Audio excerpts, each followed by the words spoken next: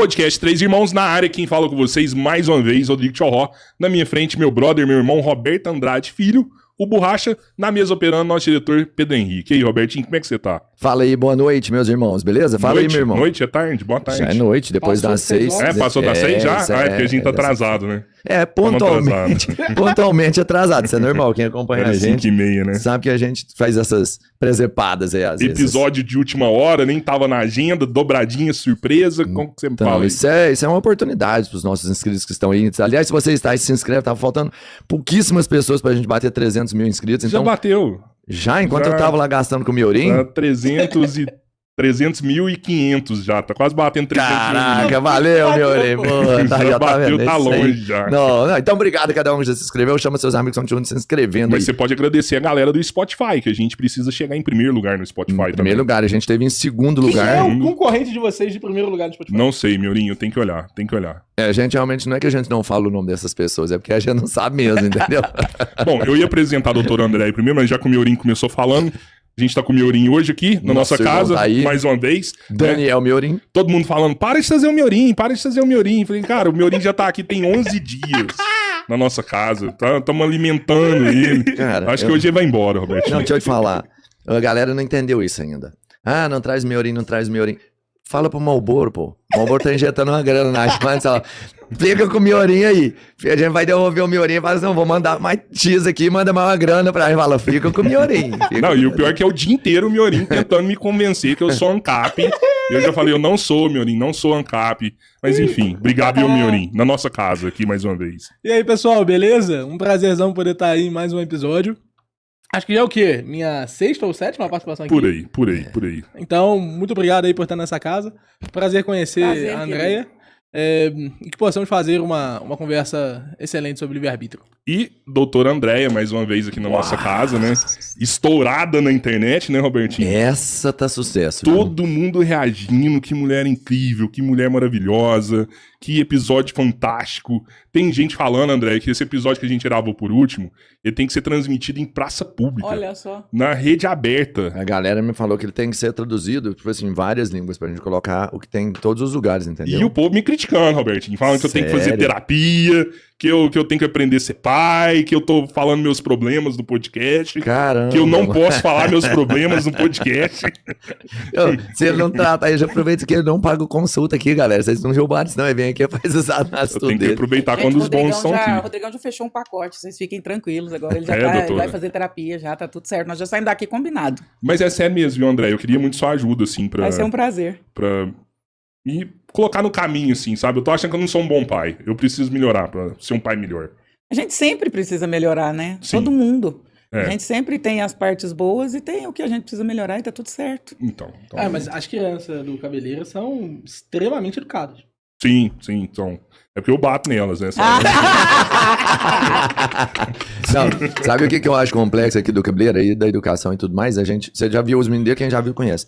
Mas é que os moleques dele é inteligente pra caralho também. E quando você pega alguém com potencial a mais, você controlar essa máquina, eu acho que é mais complexo. Seus meninos têm né? TDAH, algum dos dois? Não sei. Eu acho que. Eu Você acho que tem, é né? muito. Também não sei. Tem? Ah, Não sei. Será que tem que fazer um Teste. exame? Tem que fazer um teste, né? Pra descobrir isso daí. Não sei. quem tem TDAH tem um cérebro hiperpotente. É uma máquina de inteligência. E você tem muita característica. Não tem TDAH, não.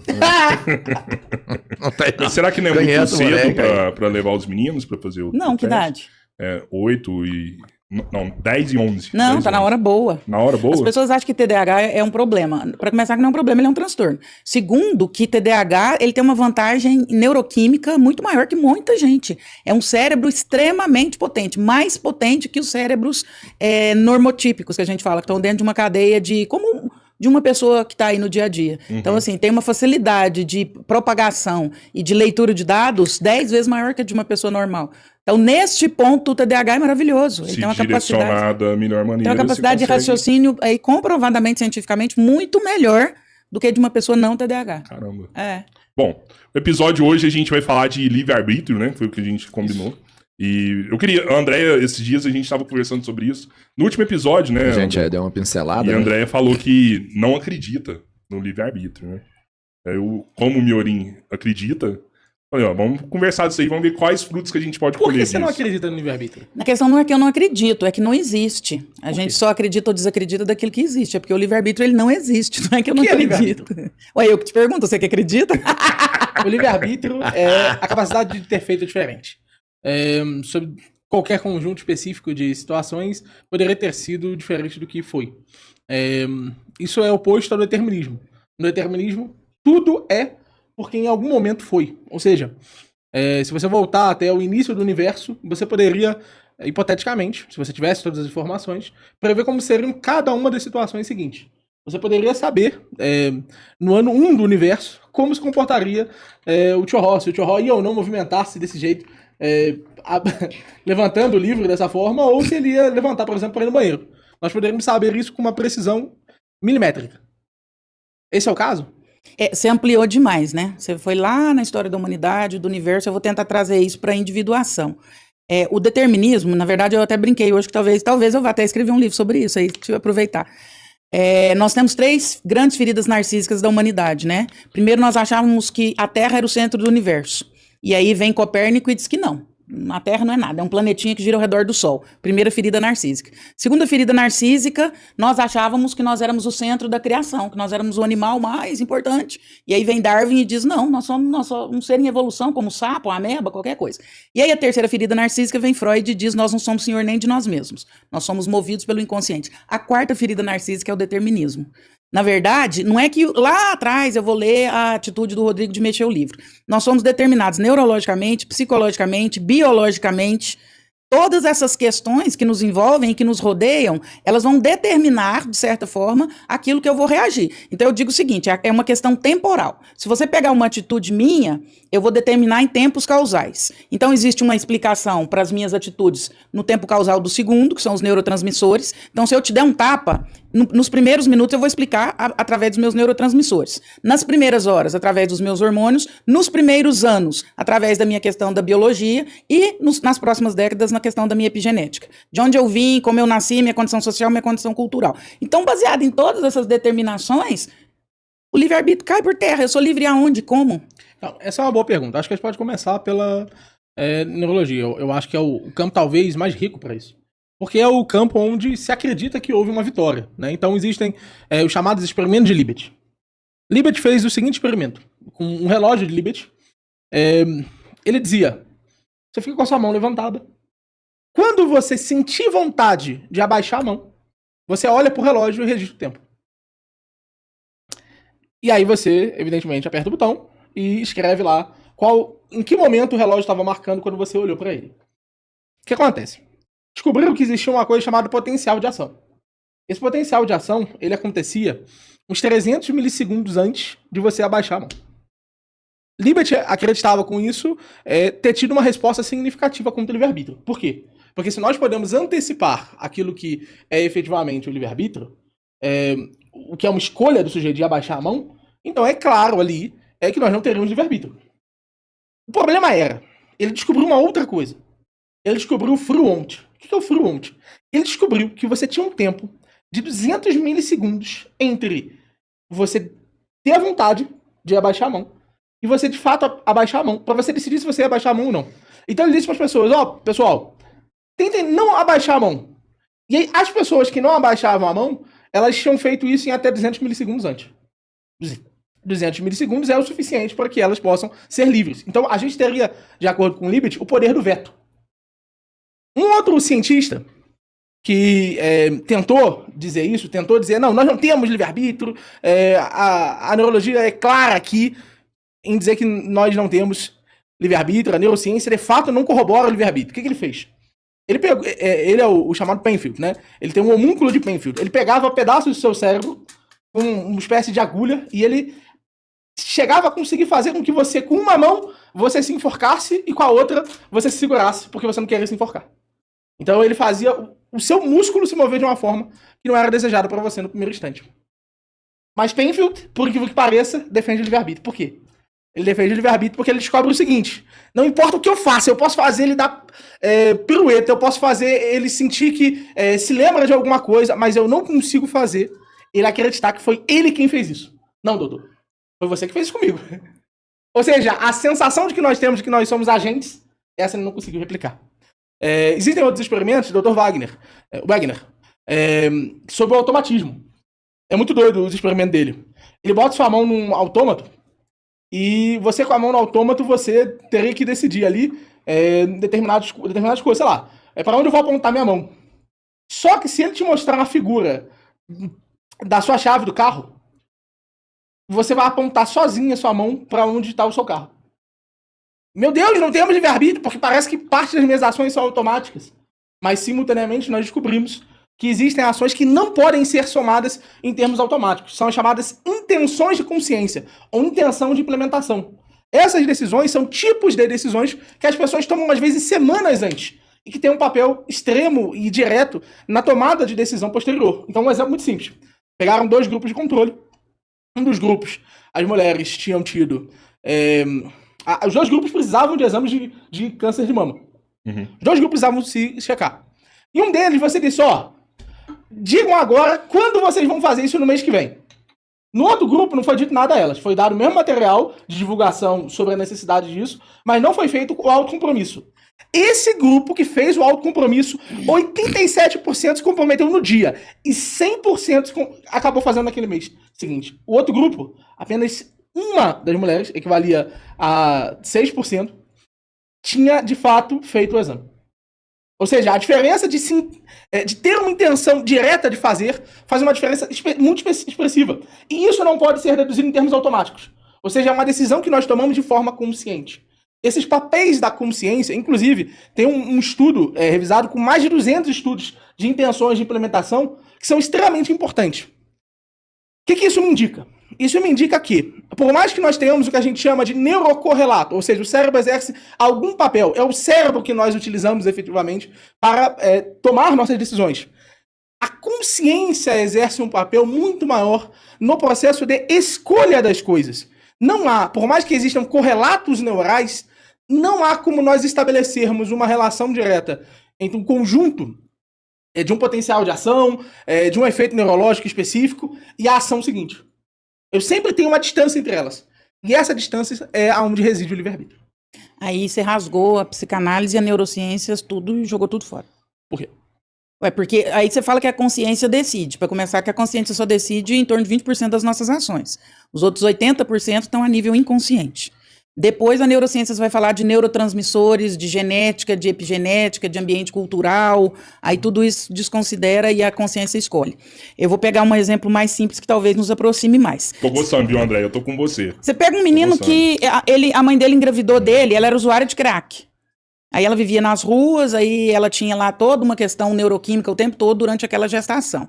O nível de cortisol altíssimo, uma gestação baseada em cortisol, em droga, não sei o quê. Aí essa mulher sofreu um acidente durante a gravidez, esse menino foi parido na rua, aí ele cresceu num ambiente extremamente agressivo, aí ele tem todas essas questões, aí ele sofreu trauma, ele sofreu abuso na infância, ele não estudou numa escola que desse a ele condições, que desse a ele um arcabouço que ele pudesse ter uma condição de relevância. E aí ele chega lá na frente com toda essa genética, neurologia, neurociências, psicologia, epigenética influenciando. E aí ele chega lá na frente, você acha que ele tem livre-arbítrio? A consciência dele escolhe apesar de. Vamos lá. Não ainda responde. que fosse o caso que nós tivéssemos... Responde. Miorim. Sim, eu Sim acredito. ou não? Sim, eu acredito. Como? Então, é isso que eu vou responder. Não, mas você seja bem objetivo. Você. 20% Miorim, das a pressão, decisões- você pode Objetivo, responder. viu, Você Miorim? Não, você pode Objetivo. responder como você 20% quiser. Se das precisar de decisões raciocínio, você serem pode usar. conscientes. Eu É não armadilha. preciso, para ser muito específico. Roberto, você tá fazendo advogado do diabo, tá vendo, Rodrigão? Para ser muito específico, 20% das decisões serem conscientes e 80% serem conscientes não faz tanta diferença desde que as decisões conscientes sejam as chamadas formadoras de caráter. O Robert Kane ele tem um conceito interessante que são decisões formadoras de caráter. As decisões que compõem quem nós somos, elas podem ser feitas por nós mesmos? Se essas podem, então nós temos motivos para acreditar que mesmo o elemento inconsciente posterior deriva de alguma forma desse elemento seguinte, desse processo de decisão, por mais que possa acontecer poucas vezes na vida. Talvez tenham poucos momentos em que nós sejamos livres, mas se tem ao menos alguns bons momentos em que nós somos livres, então nós somos livres. Eu tinha falado isso com eles, inclusive, eu tinha dito, eu acho que uma das coisas que talvez faça uma confusão nisso, foi contigo que eu comentei? Foi, sim. Foi que Aquele que defende livre-arbítrio não precisa defender que nós somos sempre livres, mas que nós somos livres em ao menos alguns momentos que são definidores. Então, é isso que nos faz, por exemplo, poder responsabilizar alguém por um crime. É isso que nos faz, por exemplo, poder enxergar um nexo causal entre as decisões de alguém e ele mesmo. Entende? Por isso que nós dizemos que as decisões são dele. Sobre a questão dos elementos de influência. Os elementos de influência eles são extremamente importantes. Então, por exemplo, tem o caso da prisão de Harvard. Certo pesquisador, ele... Acho que é Dr. Zimmer, eu acho. Não lembro qual é o nome dele. Zambardo? Não lembro agora. É algo do tipo. Ele fez um experimento em que ele colocou uma série de estudantes comuns em um ambiente e ele disse, vamos todos simular uma prisão. Metade dos estudantes simularam presos e metade simularam pessoas que eram, de alguma forma, os carcereiros. Os carcereiros, em 3 ou 4 dias, estavam batendo do pessoal que era preso do nada. Né? Um outro experimento muito famoso é um experimento em que dá choque. Então você tem 2 salas. Numa sala você tem um instrutor que está de alguma forma dando ordens para você abaixar alavancas toda vez que a pessoa do outro lado errar.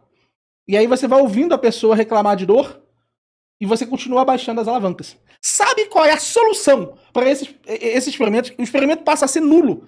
É você contar para essa pessoa esse resultado. Agora, se vocês ouvirem desse experimento, se alguém chamar vocês por uma câmera de choque, a tendência é que vocês parem no primeiro choque. Vê que doideira. A consciência desse fato faz com que o próprio evento por si só tenha uma influência muito menor. Inclusive, essa é uma das questões centrais da psicologia. Que é trazer esses elementos à consciência e fazer a consciência disputar eles. Porque ela é capaz de mudar, inclusive, esse cenário de influência. Mas aí, quando eu trago a consciência, na verdade, o que vocês chamam de livre-arbítrio, eu chamo de escolha. Quando eu trago a consciência, eu tenho capacidade de escolher se eu vou ser movida pelo meu pacote ou não. Eu, André Vermont, tenho um pacote, que tem a genética do meu pai, da minha mãe, tem a minha condição sociocultural, tem tudo que eu vivi, tem os meus hormônios, tem os meus neurotransmissores atuais. Se hoje eu tô de TPM, isso tudo vai influenciar. Mas aí eu tenho condição de olhar para esse pacote e dizer assim, hoje eu vou escolher, ou nesse momento aqui no podcast, eu vou escolher ser movida por esse pacote ou não. Isso é escolha. Agora, livre-arbítrio é muito forte. Porque livre eu parto da condição de liberdade extrema. Quando eu falo em livre, eu tô dizendo que nada me influencia. A palavra livre, ela é muito extensa, ela não é estrito senso, ela é lato senso, ela amplia. Então, quando eu tô falando que eu sou livre mesmo. Então, não dá para dizer que um filho de um milionário, um filho de Elon Musk, sei lá, tem as mesmas condições que alguém que nasceu lá no morro com todas as influências negativas. Então, quem nasce com condições muito melhores, muito mais facilitadas, já nasceu na linha de chegada. Então, não dá para chamar isso de livre-arbítrio. Eu tenho escolhas. Eu concordo que, aí você falou uma parte que para mim aí faz sentido. E que seja nevrálgica. Eu trago a consciência. Aí sim, eu não sou consciente, eu trago a consciência. No momento em que o Rodrigão fala, eu preciso ser melhor pai, ele está dizendo que trouxe à consciência essa informação e que isso começa a incomodá-lo e que ele começa a querer mudar ou fazer escolhas melhores. Isso não é livre, isso é escolha. Ele teve todas as questões do pai dele, a questão da vida que ele teve, a questão da adolescência dele, só que agora ele toma consciência disso e ele diz, eu não quero que esse pacote determine a forma que eu vou educar meus filhos. E aí ele faz escolhas, aí eu concordo. Livre, não. Você vai viver debaixo da história que você foi criado, da sua genética, do fato de você ser colérico, do seu jeito de reagir às coisas, do dia que você está vivendo, dos seus hormônios, dos seus neurotransmissores e toda essa bagaça toda que vai influenciar nas nossas decisões. E aí quando você fala assim, a gente não é livre o tempo todo, mas em alguns momentos. Aí a coisa começa, tá vendo como que a coisa começa a mudar de figura? E aí o assunto começa a mudar? Então essa livre escolha, esse livre-arbítrio, ele começa a ficar mais ponderado. Então eu tinha, agora eu não tenho sempre, agora eu só tenho quando eu tomo consciência. Aí tomar consciência faz parte de um processo, porque não é tão simples. É simples você tomar consciência que você não é um bom marido? Se eu recuso responder, isso aí é a armadilha que você tá fazendo pra mim. Aí nós estamos falando a mesma língua, porque aí, por exemplo, se eu faço terapia, ou se eu vou na igreja, se eu vou no centro de macumba, não sei, cada um tem o seu lugar de catarse, de trazer as coisas à consciência. E aí se eu vou, se eu tenho essa oportunidade de trazer a consciência, aí eu começo a querer contrariar o que eu trouxe à consciência, ok, mas livre, não sou livre. Aí tem... Eu acho que a Andréia tá te convencendo, né, aí Miorinho? presta atenção. Para, não, eu vou Você quer sentar de cá? Eu vou ficar do lado do Miorinho. Vamos. Eu vou só pegar uma água lá, vai lá, Miorinho. O que acontece? Toda hora, pô. O Alfred Miller, ele diz que tem 2 tipos de livre-arbítrio. Ele diz que um deles é o livre-arbítrio moderado, que é como se fosse a gasolina normal, gasolina comum. E existe o open deepness, que é a abertura total, a abertura profunda. É como se fosse a gasolina premium. Eu, geralmente, defendo que existe pelo menos a gasolina comum. Aqui, pro debate não morrer aqui, porque a gente parece ter concordado, eu vou trazer argumentos da gasolina premium. Lembrando que eu sou um pouco, dentro do debate do livre-arbítrio, eu sou um pouco indiferente em relação a esses que defendem ou o pacote inteiro ou o pacote médio. Certo. Parece que no pacote médio a gente concordaria e eu vou apresentar alguns pacotes do pacote inteiro. Tá bom? Uhum. Para mim, qual o primeiro e principal argumento do pacote inteiro? A aleatoriedade. Nós, seres humanos, vivemos com uma profunda aleatoriedade. Não existe como, dentro das nossas experiências, algo realmente se repetir. Então não tem como algo, do ponto de vista mais direto da nossa vida, a gente dizer, não, nós fomos moldados por certos padrões que nos deram quem nós somos. Esses padrões não são tão padrões assim. Um dia você tinha 5 anos e algo aconteceu contigo, no outro dia você tinha 6 anos e algo aconteceu contigo. Mas sem te cortar e já te cortando, me explica como é que o menino da favela que foi gerado no crack, teve todas essas condições, tem livre-arbítrio, baseado Então, essa é a questão. Essa é a questão. Não houve para ele, efetivamente, ter sido gerado no crack, foi apenas uma das circunstâncias que ocorreu a ele. E as circunstâncias que moldam realmente a nossa vida, do ponto de vista desse pessoal da abertura profunda, você vê que nome péssimo aqui pro Brasil, né? Não. Cheio de piadinhas possíveis. Mas esse pessoal da abertura profunda, eles acreditam que as situações, o potencial que elas têm de nos afetar está profundamente dedicado a quanto de energia nós damos a elas, no sentido de quanto esforço nós damos a ela e quanto esforço psíquico nós damos a elas. Então, se nós transformamos elas em temas da nossa psique, nós podemos fazer com que qualquer nova coisa seja um tema. Um dos argumentos, inclusive, centrais para essa abertura profunda são os padres. Os padres fariam uma espécie de abertura profunda a partir do momento que eles têm histórias extremamente diferentes entre si. Todos eles firmam um certo compromisso e eles conseguem fazer com que essas vidas absolutamente distintas se tornem uma vida específica. Assim como as freiras nesse sentido. Mas do que você tá falando? Dessa capacidade de, mesmo que você tenha uma vida, beleza, a vida aconteceu de determinada forma, a gente tem um histórico para essa determinada vida. A mesma decisão faz com que esses indivíduos levem as mesmas vidas. Nunca, eles não levam a mesma vida nunca. Cada um leva uma vida individual. Então, mas ele se dedica a um conjunto de coisas que será a rotina dele. A rotina dele passa a ser comum com vários outros. Miorim, mas aí é adestramento só. Não é adestramento. Eu tô dentro de uma congregação e eu sou adestrado a acordar, fazer a liturgia das horas, a tomar o café, fazer... Isso não tem nada a ver com determinismo, nem com livre escolha. Porque... Eu não levo a mesma vida. Eu tenho rigor litúrgico de comportamento que eu tenho que seguir, mas cada um é um. Aí lá dentro do convento tem psicopata, lá dentro do convento tem homossexual, lá dentro do convento tem gente que não reza nada, que tá ali por interesse, tem gente que tá ali porque queria fazer faculdade, tem condição de pagar a faculdade na igreja, ele vai ter, tem gente que tá ali por dinheiro, tem N coisas. E às 3 da tarde todos eles estão rezando ali 2 horas. Isso é adestramento. Aonde que isso é livre-arbítrio? Então essa é a questão.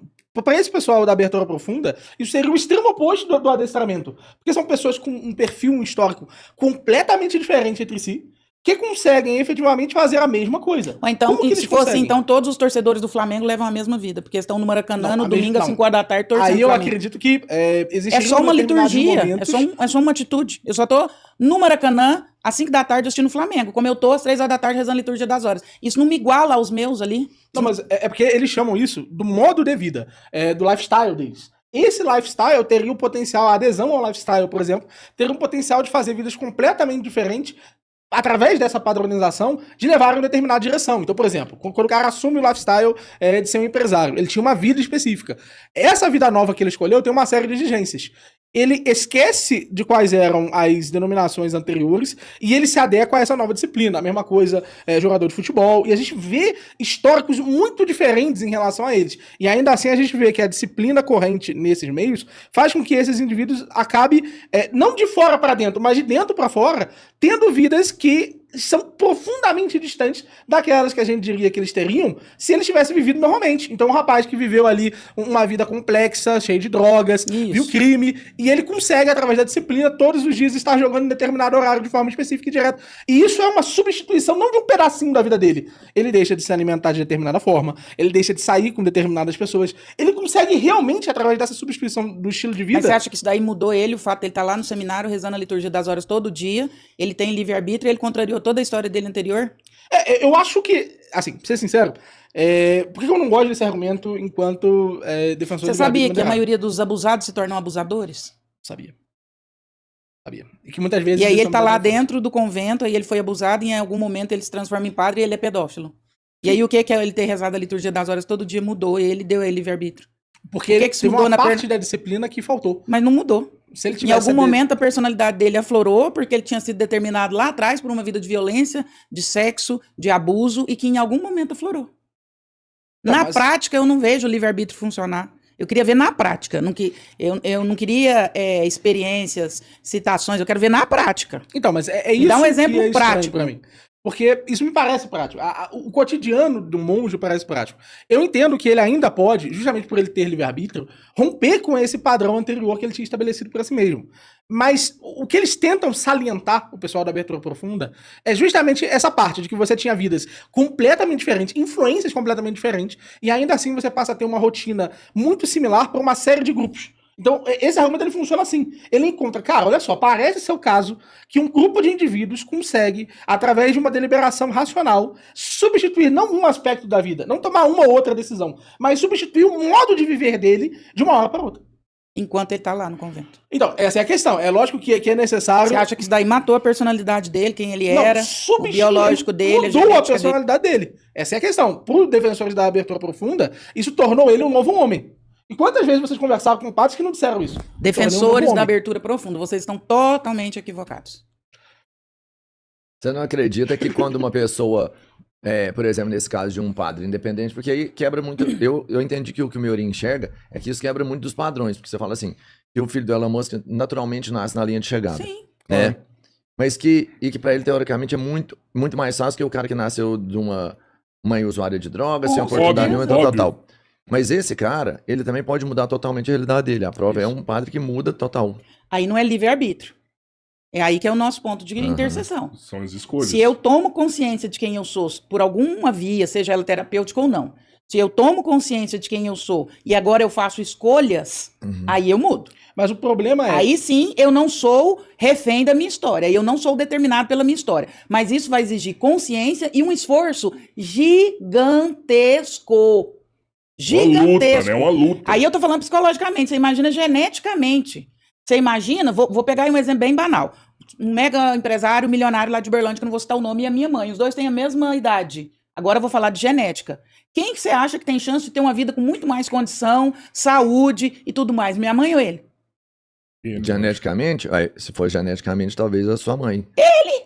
Não, geneticamente, as mulheres não nascem pra viver mais tempo. Mas ele teve toda uma condição na existência inteira. Ele faz tratamento no Albert Einstein. Toda a alimentação dele é baseada numa mega hipernutrição. Ele tem todo um arcabouço que cuida da parte... Aí eu tô falando biológica, nem tô falando psicológica. Tá. Obviamente que se ele tiver um câncer, ele tem muito mais condição que a minha mãe de sair muito melhor desse câncer. Falar que existe livre-arbítrio é bater na cara das pessoas, falar que tem livre-arbítrio. Se eu pegar um menino agora lá na favela de Uberlândia e pegar o filho desse cara e pôr os dois juntos e falar que é livre-arbítrio, eu tô de sacanagem. A pergunta é um pouco mais... Esse menino aqui, ele vai ter que lutar muito mais pra chegar do que esse menino aqui. Ele até pode chegar, mas ele vai ter que passar por um processo sofrido de tomada de consciência, muito sofrido. Não sei se vai chegar a tomar consciência. Tomara que sim, via ONG, igrejas, escolas, uma alma boa. Tomara que em algum momento ele tome consciência. Loteria. Loteria. E tenha forças pra contrariar isso tudo, porque ele ainda vai ter que ter força pra contrariar isso tudo. Ele vai precisar ser muito bem estruturado emocionalmente para dizer, essa é a minha história, mas isso não me determina e eu não vou viver baseado nisso daqui. Eu vou contrariar isso daqui. Aí sim, aí nós estamos falando de vida prática, aí é um discurso que eu vou sustentar. Mas livre-arbítrio é sacanagem você falar que tem livre-arbítrio. Um exemplo. Após 7 anos, você sai do seminário. E esses padres, muitas vezes, eles têm vidas completamente diferentes entre si. Nós sabemos hoje que na Igreja Católica não há uma relação direta entre posição inicial do entrante e posição final. Não necessariamente os cardeais e pessoas de maior influência eram as pessoas com maior poder aquisitivo. Isso na igreja é muito direto e muito imediato. Você tem hoje, inclusive que Deus o tenha, o próprio Papa Francisco, que tinha tido uma vida extremamente difícil, fez técnico em química e tinha passado a sua infância numa situação de pobreza. Você comparar isso, por exemplo, com alguns cardeais de Roma que viveram a vida inteira em berços de ouro, o Papa Francisco teve uma posição muito superior. Na verdade, me parece ser o caso que, inclusive, certas características são piores para determinados fatores da vida. Então, um exemplo muito simples. Parece ser o caso que ser pobre é sempre pior para definir a posição social da pessoa. A questão é, para onde? Para qual tipo de profissão? E um exemplo muito claro. O tipo de pessoa que vai, por exemplo, ter um podcast, por exemplo, sobre a situação pobre da vida dessa pessoa, vai ser uma pessoa de mais baixo poder aquisitivo, por exemplo, o próprio Negão. Conversou com a gente na segunda. Sim. Ele não poderia fazer isso sob um outro ponto de vista. O próprio fato de existirem pobres indica, por exemplo, inclusive isso é um fato, tá, gente? A maior parte dos fundos de ajuda dos pobres são geridas por ex-pobres. Pessoas que estavam numa situação de pobreza e que são escolhidas por pessoas muito mais ricas para serem as pessoas que centram esse recurso. Ou seja, a vida é tão múltipla e tão diversa para esse pessoal da abertura profunda que, ainda que seja verdade que por um conjunto específico de decisões, se eu disser, não, CEO de uma determinada empresa, ele provavelmente será uma pessoa mais rica, por uma série de outras possíveis escolhas que ele poderia tomar, ele seria a pessoa mais gabaritada para fazer isso. Não só isso, até mesmo certas características são consideradas características indesejáveis, como a noção da psicopatia, muitas vezes são diferenciais sociais para conseguir ascender em determinadas posições. Inclusive, no último episódio, você comentou que, geralmente, eles são alpinistas sociais, eles galgam um sucesso entre as pessoas. Isso é uma característica péssima. E ainda assim, essa será a característica que dará um espaço muito maior para essa pessoa do que, de repente, um rico sob as mesmas circunstâncias, porque ele não está disposto aos mesmos discursos e às mesmas falas. Me parece que o pessoal da abertura profunda defende o seguinte: beleza, é verdade que nós temos todas essas determinações. E é verdade que essas determinações ocorrem o tempo inteiro. Mas é verdade que nós estamos o tempo inteiro sujeitos a tantas coisas diferentes, tantas determinações, tantos sentidos diferentes, que há abertura para os dois lados. Há abertura para fazer uma coisa ou outra. Se tiver tomada de consciência, há mesmo. Se houver tomada de consciência, há. E até, assim, se houver tomada de consciência, eu consigo mudar algumas coisas. A minha genética, por exemplo, não. A minha genética, eu sou determinada. Os meus hormônios também eu sou determinada. Então, se eu tiver em TPM hoje, eu vou ter alguns comportamentos que são muito explicáveis. Então, até nisso, o livre-arbítrio ele é um problema. Porque, psicologicamente, se eu tomar consciência, eu ainda consigo modificar o meu pacote, com muito esforço. Se eu não tomar consciência, nem isso eu consigo. Então, por exemplo, você falou assim, a questão da pobreza, me parece que as pessoas colocam como sendo uma maior dificuldade. Você acha que não é? Você acha que o pobre está em condição de igualdade com o rico? A partir do livre-arbítrio, o pobre e o rico, eles estão em condição de igualdade? Eles vão chegar... Eles na corrida, eles saíram juntinho. Eu acho o seguinte, se a gente aceitar a economia como algo verdadeiramente incerto, a resposta é sim. Você acha que eles saíram juntos? A resposta é sim. Se eu pegar um menino lá da favela em Presta Uberlândia agora e pegar o filho de um milionário, os dois saíram juntos na corrida da vida. A resposta, se a gente tomar a economia como algo incerto, a resposta é sim. Miorim, mas não E eu faz vou explicar sentido. por quê. Um exemplo muito simples. É perfeitamente possível que alguém esteja a 4 ou 5 escolhas da pobreza. Eu consigo raciocinar rapidamente contigo como alguém fica extremamente pobre. Não preciso nem raciocinar, eu posso contar de casos de como pessoas ficam extremamente pobres. Muitas pessoas confiam numa empresa errada, numa empresa de gestão de patrimônio, e do dia para a noite acaba o dinheiro deles. Do dia para a noite. Acontece aos montes. Uma escolha errada desse filho do milionário, esse cara tá na rua. Então, me parece que se a economia... Mas isso aí é a exceção da regra, né? Não, pelo contrário. A pobreza é a regra para os milionários. Se você conversar com um milionário, você disser, a sua fortuna tá garantida. Você disser, da onde? Não, e Banco, não, isso não sem mesmo. contar que o Banco rico não, que meu ficou Deus. pobre, ele sabe o caminho também, né? Não, o filho não. Ele sabe o caminho, ele já Filho viveu não, uma calma vida aí, rica, você me muitas ele vezes já vai. viveu uma vida rica e depois ele foi viver uma vida pobre. O filho não. O filho não. Se você Gente, me mas disser uma isso, coisa se você disser, um rico, uma pessoa que... Ó, um pobre e uma pessoa que construiu a riqueza. Eles estão no mesmo patamar? Não. Porque um deles construiu a riqueza, aprendeu o caminho efetivamente. Mas o filho do rico, ele não herda isso. Mas uma coisa é se essa empresa vai prosperar para os próximos anos, se essa riqueza vai durar, se alguém vai fazer gestão direito. Isso é uma coisa. Nós estamos falando de outra coisa. O filho do milionário sai em condição de igualdade que o filho do pobre. Para qual finalidade? Para tudo na vida. Então, esse é o problema. Para tudo na vida, não. Ah, tá. Para tudo na vida, Outra não. coisa, Mas as para algumas finalidades psicopatologias. na vida... As psicopatologias, a maioria delas tem uma carga genética gigantesca. Eu sou livre também? Vamos lá. Primeiro, eu quero endereçar essa questão das finalidades. É perfeitamente possível que Obrigado, uma Martim. pessoa esteja mais próxima de fazer 1 bilhão sendo pobre do que uma pessoa milionária. É perfeitamente possível. Mas não Por quê? é essa a questão. Porque há um conjunto de decisões que são tomadas que fazem com que a maior parte dos herdeiros, você sabe, a maior parte esmagadora dos herdeiros deprecie a fortuna. Geralmente, quando você é herdeiro de um milionário, diferente de um bilionário, Um bilionário está falando de riqueza suficiente, geralmente eles não depreciam suficientemente a riqueza. Mas entre os milionários, a maior parte deprecia a riqueza e 2 ou 3 gerações depois eles estão pobres, novamente. Então é muito provável que se você me perguntar quem vai ser o bilionário, vai ser um pobre ou um milionário? Pô, eu vou te responder, provavelmente vai ser um pobre. Mas eu não tô falando quem vai ser o bilionário. Não é essa a questão. Sim. Eu peguei o filho do, sei lá, Eike Batista no Rio de Janeiro, e ele estuda na melhor escola. E eu peguei um menino no Morro e ele estuda na escola lá e abaixa durante a aula de matemática para não tomar tiro de fuzil entre troca de tiro entre traficante e policial. Não tô falando se a fortuna vai ser depreciada lá pra frente, não. Tô falando em condições normais, temperatura e pressão. O filho do Eike tá numa super escola e o filho do menino tá lá no meio do tráfico, lá abaixando para não tomar bala durante a aula. Os dois estão em condição de igualdade? A resposta a pergunta é simples. Estou perguntando, para qual finalidade? Diz para mim qual a finalidade que eu disse que eles estão. Vencer na vida. O que é vencer na vida? É ter o maior patrimônio acumulado ao final de 30 anos? Ser bem-sucedido, ter condições psicológicas, não pirar, não tomar uma bala na cabeça, casar, ser Então, funcional vamos na comparar. vida. Qual o índice de doenças? Qual a chance dele ser mais bem-sucedido? O filho do Eike e o menino lá da fazenda. Não, essa é a pergunta. Qual, entre a pessoa pobre e o filho do Eike, o que nós sabemos sobre o filho do Eike? Bom, nós sabemos que o filho do Eike geralmente tem uma taxa de problemas muito significativa. Que tipo de problema? Geralmente problemas relacionados à figura paterna. Ah, mas Nós você vai sabemos- abrir muito. Aí você não explica. É claro, mas é porque você abriu, no caso. Realmente você É porque você quer pôr 200, você quer pôr quando 200, você abriu, de fato, você quer pôr 200 indicadores para explicar o livre-arbítrio.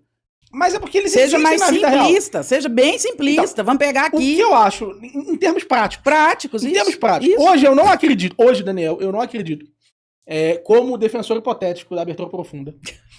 Porque aqui porque a abertura profunda, ela é um conceito bem chato de defender, porque é se comprometer com o oposto do determinismo, ao meu ver. O determinista, ele acredita que nunca há livre-arbítrio. O outro acredita que sempre há livre-arbítrio. Enquanto, é por isso que eu sempre diferencio, eu sempre falo pros meninos.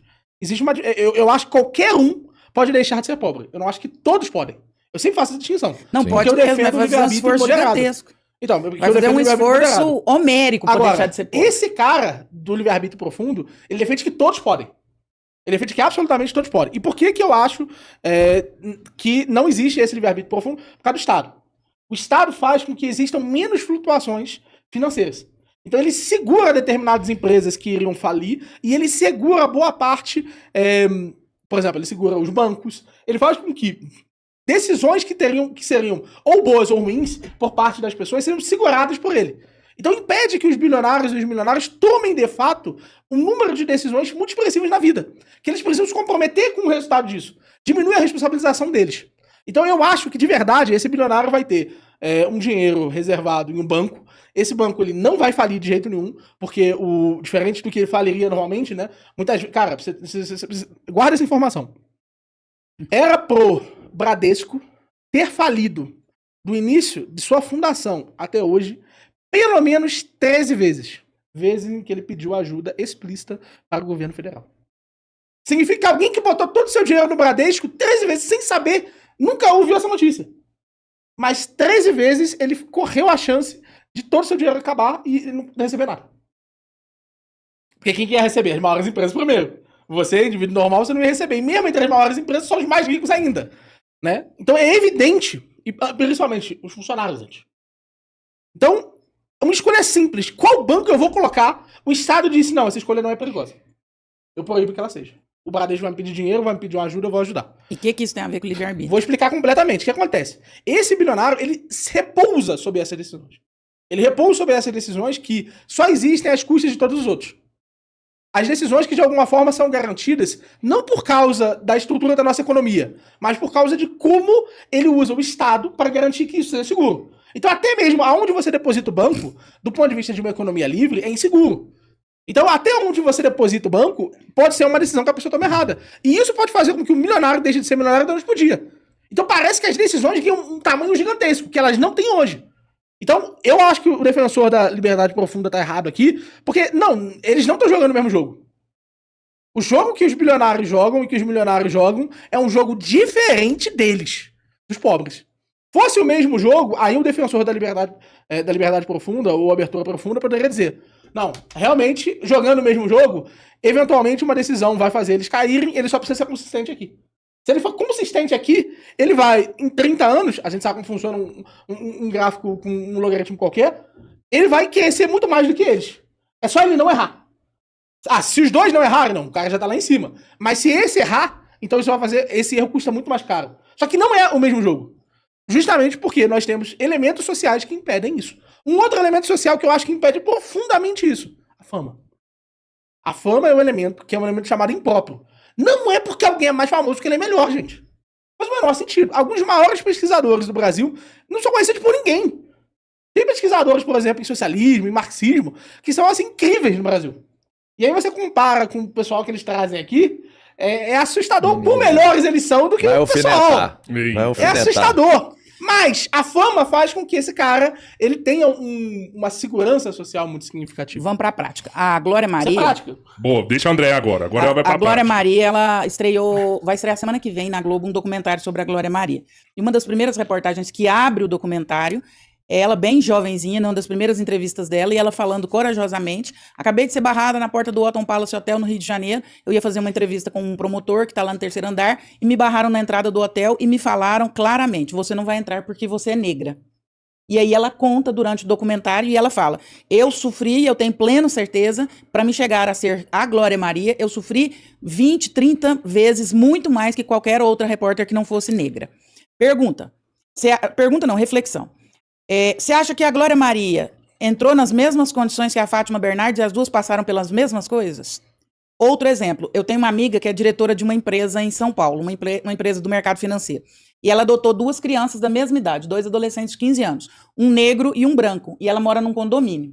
Ela falou, André, todos os dias, diariamente, eu passo por discriminação, os 2 são irmãos, os 2 estarem andando dentro do condomínio, o vigia do condomínio para o negro, mas não para o branco. Deles entrarem no supermercado, ela falou, esses dias nós entramos no supermercado, os 2 estavam de bermuda surfista, os 2 estavam de chinelo, os 2 de camiseta.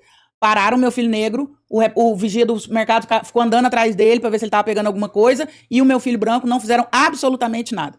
Você acha que eles estão em condição de igualdade? Ele é determinado geneticamente pela cor dele, ele vai carregar isso pro resto toda a vida. O resto da vida dele ele vai ter que provar que ele é competente apesar de ser negro, que ele não rouba apesar de ser negro, que ele é estudioso apesar... Então eu sou determinado pela minha carga genética, pela minha carga biológica, pela minha carga neurológica, pela minha... E daí pra frente. Então assim, trazendo isso pra prática, você vai ver isso no dia a dia. Então assim, não dá pra gente criar grandes teorias.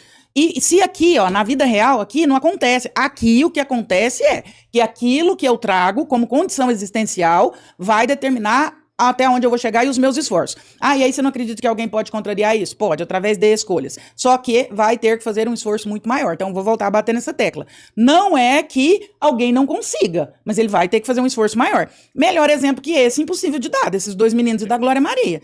Impossível dizer que ela teve livre-arbítrio, que ela saiu em condição de igualdade, não saiu.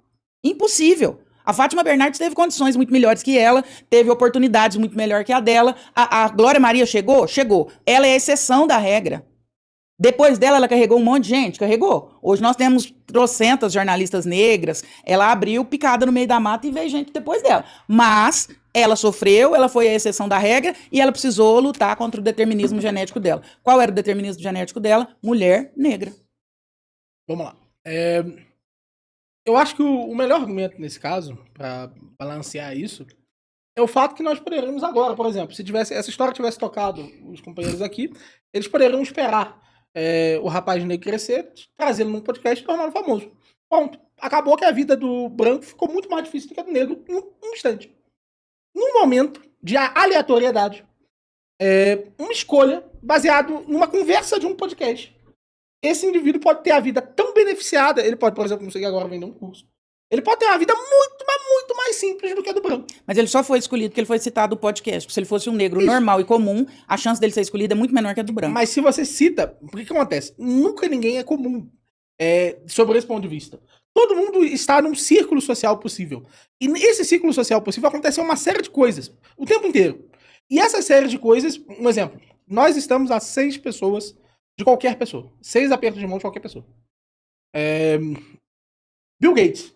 É possível fazer uma série de... Um exemplo muito simples. Vou fazer com o Bill Gates. Eu tenho um amigo meu que ele já trabalhou fazendo filtro de ar. Já apertou a mão do supervisor da OpenAI, o supervisor da OpenAI apertou a mão do Elon Musk, o Elon Musk apertou a mão do Bill Gates. Eu tô a 4 mãos do Bill Gates. Essa semana eu almocei com um rapaz ali na Faria Lima que estava numa situação de pobreza, ele me pediu para almoçar. Esse rapaz agora está a 5 apertos de mãos do Bill Gates. Vê que coisa peculiar. E todos nós estamos em uma convivência Aí muito você tá me específica. falando que o rapaz lá da Faria Lima, que em condição de rua, ele tá só a 5 mãos do Bill Gates. Tá Isso, fácil não, pra ele chegar é ao Bill Gates. factual isso. Ele está a 5 mãos do Isso Bill é Gates. romântico. Não, isso é um fato. Para. Isso é um fato, pô. A gente tem veja, Imagina. é isso que significa estar a 5 mãos. É que você poderia mandar mensagem para uma pessoa, que mandaria mensagem para outra pessoa, que mandaria mensagem para uma terceira pessoa, que mandaria mensagem para uma quarta e então para uma quinta. Uma mensagem poderia ser transmitida literalmente em 5 etapas. Esse é o menor caminho que existe entre essas duas pessoas. Aí E isso como prova esse, o existem livre-arbítrio. Ele centenas. teve livre-arbítrio e ele chegou no Bill Gates, um cara que era de rua. Então, qual que é a grande questão? Quão capazes nós somos, e eu acho que essa é a grande diferença, quão capazes nós somos de usar esses elementos que estão ao nosso redor. Porque nós somos determinados negativamente por uma série de coisas, mas nós somos determinados positivamente por uma série de outras coisas. Essa Aí série esse de menino que outras almoçou coisas... pra você lá na Faria Lima, ele é a exceção da regra. De todas as pessoas que são moradoras de rua de São Paulo, quantas estão a 5 ligações do Bill Gates? Porque eu tenho que falar uma teoria que vale pra todo mundo. Eu não posso Essa é a trabalhar questão. com as exceções. Essa é a questão. Tá todo mundo a 6 mãos de todo mundo. Esse é o lance. Escolhe uma pessoa na história. Você tá... Na história não. Viva hoje. Você tá a 6 mãos dela. Escolhe uma.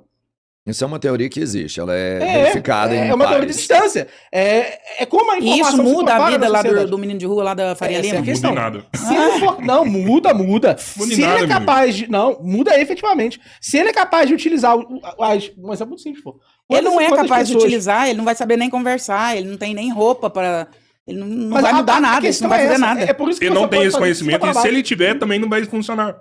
Mas a pergunta é essa. E outra, toda Veja teoria, ela não pode valer só por exceção. Ela tem que valer para a regra inteira, senão ela não é uma teoria. Sim. Isso vale para todas as pessoas que estão em condição de rua de São Paulo. Vale. Todas elas teriam a oportunidade de almoçar com você na Faria Lima e estar a 5 Não, mãos do todas Bill elas Gates. estão a 6 mãos de qualquer pessoa. E todas elas têm a oportunidade de mudar a vida. Todas elas estão a 6 pontos de distância de uma pessoa. E aí elas vão extremamente- usar muito bem esses 6 pontos, elas têm Essa é a livre-arbítrio questão. para usar, e aí elas têm Essa é a condição questão. de... Tá fácil, Não então. serve pra nada isso. Essa é a Você questão. pegar todos os mendigos lá de São Paulo, do centro, conhecem, por exemplo, o padre Júlio Lancelotti, que ajuda os E o mendigos. padre Júlio Lancelotti tá Conhece todas o as mãos. Lula. E o Lula conhece o Bill Gates, conhece o Elon Musk. Exatamente. E quem que E não adianta escolheu? porra nenhuma, velho. Adianta. É justamente o Júlio Lancelotti, o elo dele com várias dessas políticas específicas. É o elo dele com uma série de empresários que faz com que ele seja capaz de distribuir esses Miori, recursos. se adiantasse o mundo, seria o Éden. Mas essa é a Se questão. o livre-arbítrio existisse, o mundo seria o Éden. Por quê? Uai! Cara, já Todo tomou mundo decisões mudava a ruins. própria vida. Ah, agora eu conheci o Miorinho, eu tô a 5 mãos do Bill Gates. Pronto, minha vida transformou. Segunda-feira eu sou uma outra pessoa. Mas você já tá a 6 mãos do Bill Gates, E entende? aí, Você já tá a 6 mãos. E significa que se você quisesse falar com o Bill Gates, você Aí eu alguma falaria. coisa pra falar com ele. Sim, Ah, pá. alguma coisa que interessasse a ele, sim. É isso que significa, é assim que informação se propaga. Isso aí o pessoal Mas o da Garganta livre-arbítrio não Profunda vai. fala isso? Da garganta. Abertura. Abertura profunda. Exato. Os laços sociais Garganta, são os elementos da abertura profunda. Isso aí foi um clássico. garganta profunda.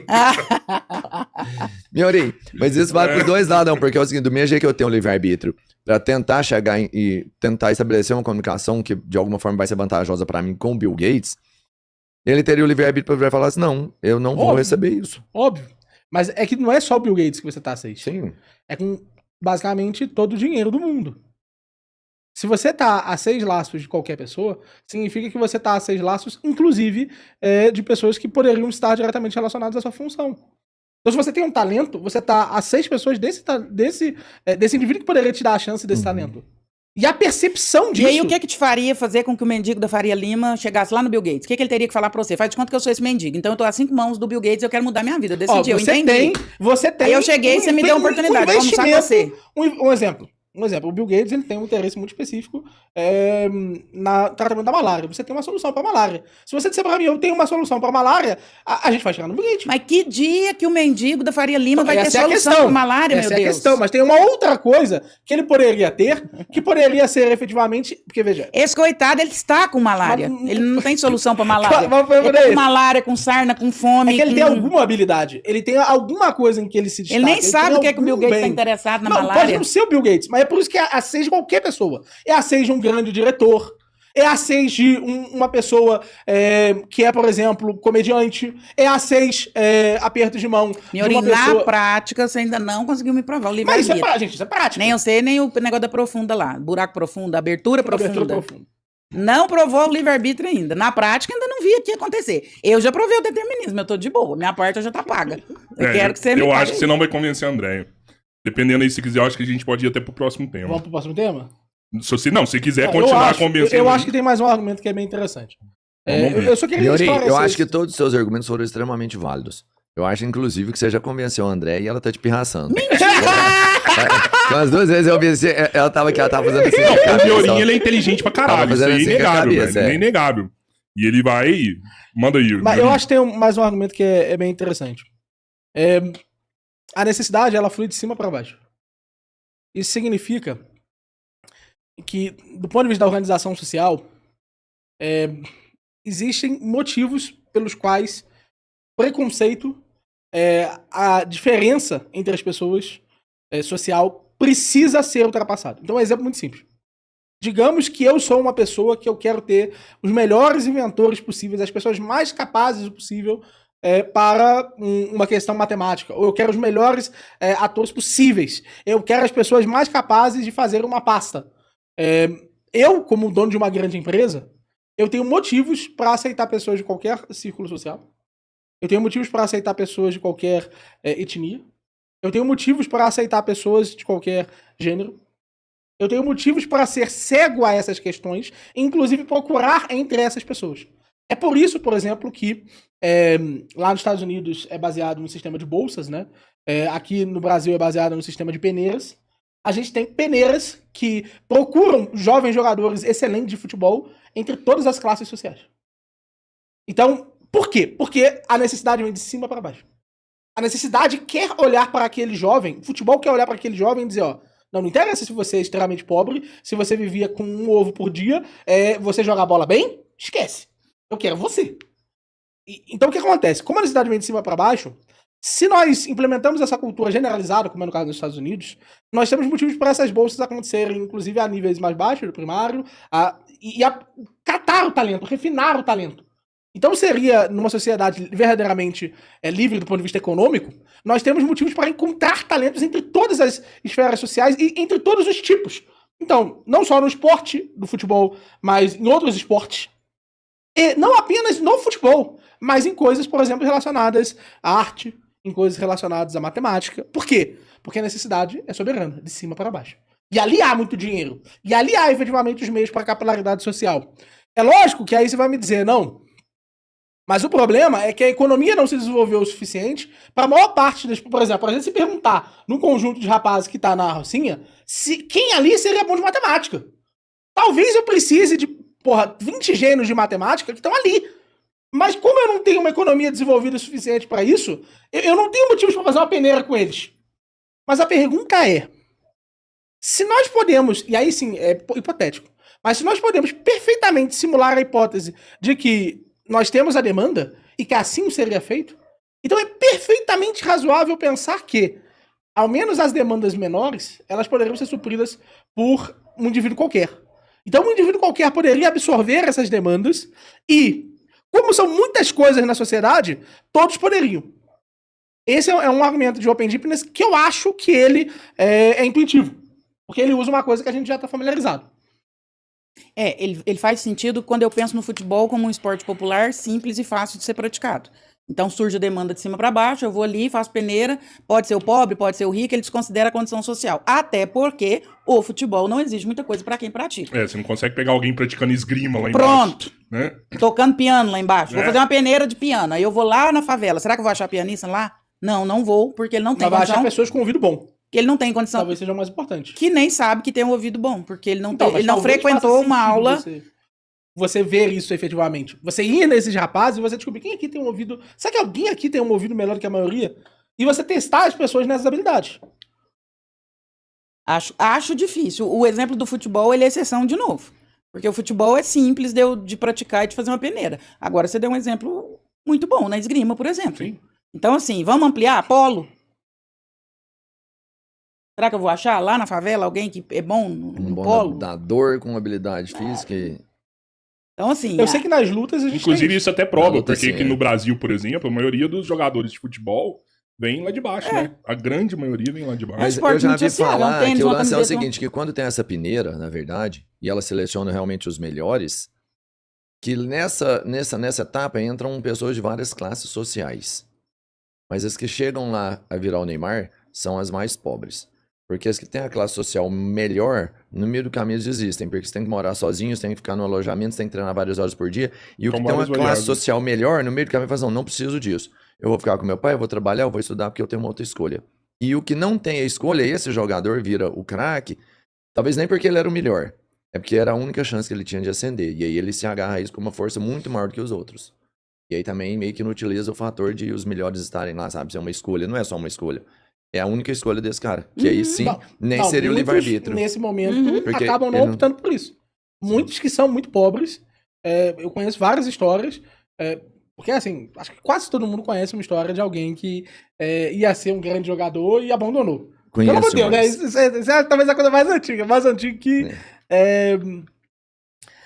Não tem como, não tem como. Isso é muito comum. Então, não é que seja, de fato, a única escolha dele. Ele tem a opção de desistir, mas ele tem menos motivos para desistir. Entendo. Se existisse livre-arbítrio, não precisava de cota. Só foi ter negro na faculdade de medicina depois que teve cota. Só foi ter negro em faculdades como, nem vou generalizar, popularizamos ou aumentamos o número de negros na faculdade de medicina e em todas as outras faculdades, porque passou a existir cota. A cota veio exatamente para fazer essa reparação histórica. Se fosse livre-arbítrio, nós tínhamos 50% de negros, 50% de branco na faculdade. Todos partiram de um mesmo lugar, ué. Mas Não aí são eu tenho uma determinados resposta socialmente, não são determinados geneticamente, não são determinados culturalmente. Então todos têm as mesmas condições, todos deveriam estar lá. Por que tem cota? Não, mas calma aí.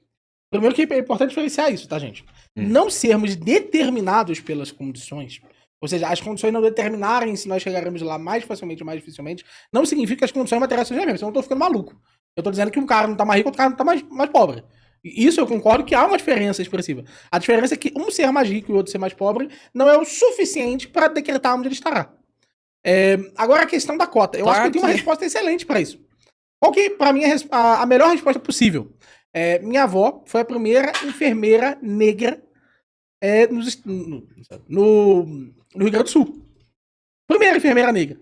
Negra e indígena. Minha avó morou até os poucos anos de vida dela, os primeiros anos de vida dela, numa tribo indígena. Como que ela conseguiu sair dali sem cota? Ela é exceção. Porque não é. Não, mas veja. É porque existe uma exceção que o que você colocou não é uma regra. A cota existe, veja só, para reparar principalmente um conjunto de vezes em que nós tivemos regras do ponto de vista do Estado diferentes. Eu sou muito a favor da noção da Bolsa. A Bolsa eu sou muito, muito a favor. Por quê? Porque o que é a noção da Bolsa? É um conjunto de pessoas que diz, eu quero implementar uma regra minha para como as pessoas vão conseguir alcançar esse determinado resultado. E nos Estados Unidos, elas são generalizadas hoje. Quase tudo na vida você consegue através das bolsas. E por que eu acho importante elas serem generalizadas?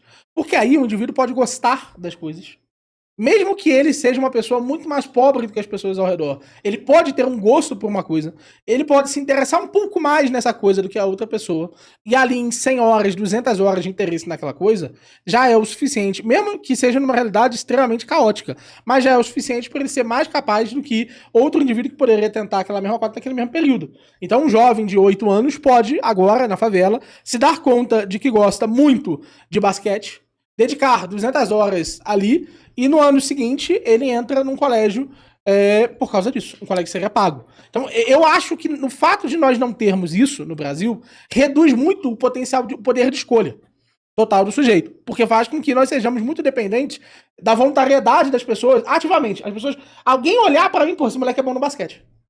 Enquanto é o contrário, aquelas coisas já estão prontas, já estão me esperando ali. Quantas mulheres da tribo da sua avó, negras e indígenas, fizeram faculdade de enfermagem? 0. Ela. Pronto, você me respondeu. Mas por que ela fez e as outras não? Mas ela teve que se esforçar muito mais. Mas a pergunta... Ela contrariou o ambiente. Isso. Você já respondeu. Mas a pergunta é clara pra mim. Por que ela consegue contrariar o ambiente? Ainda com esse... Não, mas com eu não essa estou desconsiderando que vai acontecer, não. Só que o esforço é muito maior. Ela contrariou todo o determinismo dela. Determinismo local, geográfico, racial, biológico, cultural. Ela foi, mas ela foi quase praticamente sozinha, porque ela teve que contrariar tudo isso. Quantas pessoas tiveram a força de contrariar isso? Quase nenhuma, praticamente só ela. Provou o determinismo E aí. Mega Sena, né? É, ué. Mega Sena. Não, Mega Sena não. Mega Sena. Não. Isso não é nem próximo da Mega Sena. Por que não é nem próximo da Mega Sena? Porque a Porque a partir gente das pode- escolhas dela. Exato, a gente 100%. pode ir Não, no ele dia fala um de dizer, Mega ah, Sena no sentido assim, é 1 em 1 milhão que acerta. É 1 em 1 milhão que sai. Não, mas quantos tomaram o mesmo padrão de decisão e avançaram? Vários. Você acabou de falar que foi só ela. Não, no caso dela em específico só. Mas a gente tem vários e Mas se vários fosse casos de livre-arbítrio, pessoas que- todas as mulheres da tribo teriam sido. Não, Elas são livres, uai. não. Até mesmo para continuar naquela situação. Elas são livres para cederem para todas as influências, porque é muito mais fácil. Como que você é livre pra você continuar na situação? Você é livre pra continuar na Faria Lima? Você acha que ele tá escolhendo estar ali? Ele é livre pra estar ali. É só para pensar. Se as influências, elas levam ele a continuar na Faria Lima, então se ele não fizer nada errado, ele vai continuar na Faria Lima, não é isso? Então ele tá escolhendo estar ali. Porque Se ele escolher errado, pela ótica do livre-arbítrio, ele tá na Faria Lima porque ele escolheu. Ele mas está a gente escolhendo, nunca ele continua sabe- a escolhendo gente todo nunca dia. Exato. A gente mas nunca sabe quando a gente está escolhendo continuar ou não. Você sabe qual decisão faz com que você continue tendo seu padrão de propriedade aqui? Não. Mas você continua escolhendo, não é? Mas aí sua Você escolhe errado, a o que sua acontece? fala ela é extremamente complexa. Porque aí você dá um murro no estômago de quem é pobre e de quem tem uma condição social muito baixa, né? Porque eles estão escolhendo continuar daquele jeito. Eu sei. Ah, tá. Exato. Então ele tá ali porque ele quer. Não. Se ele quisesse Não é algo porque ele quer. diferente, ele Se faria. ele quisesse, veja só, não é porque ele quer continuar pobre, ele quer as escolhas. Naquele momento, no momento em que ele acordou, ele tomou uma determinada Você decisão. acha que ele tá de determinada escolhendo? forma. Está, o tempo inteiro. O pai de família que ganha R$ 1.400 por mês, ele tá escolhendo isso. Se ele quisesse, ele seria um CEO da empresa. Ele tem Ele está livre-arbítrio para isso. Ele não. Talvez não esteja disponível a escolha de ser o seu da empresa. Mas ele poderia ser um gerente já da empresa. Ele poderia Se ele escolher ganha diferente. 1.400 é porque ele escolheu. Exato. Ele não é determinado pelo ambiente, por nada. Não, vamos. Se ele mudasse o comportamento dele. Veja só, André, eu acho que você vai concordar comigo. Tudo é Eu comportamento. não vou, eu acho. Tudo é comportamento. Tudo é comportamento. Eu acho que eu não vou há concordar com nada você. na nossa experiência Acho humana que não difícil. seja comportamento. Nada. Não tem nenhum pedacinho que não seja comportamento. Mas o meu comportamento é determinado por uma série de coisas. Mas se é comportamento... os Senhorinha, comportamentos aí são a sujeitos. teoria que você sustenta é muita sacanagem, porque aí você dá, de novo, você dá um murro no estômago de quem está em condições desfavoráveis. Porque aí, se ele escolhe, aí essa teoria é muito capitalista e é muito... Ela cercia muitas pessoas. Não, pelo contrário, ela abre para as pessoas. Abre Ela como? abre a noção de que, meu Como Deus, que ela abre? Você achar que uma pessoa que está em condição de rua, ela teria condição de escolher estar numa condição diferente?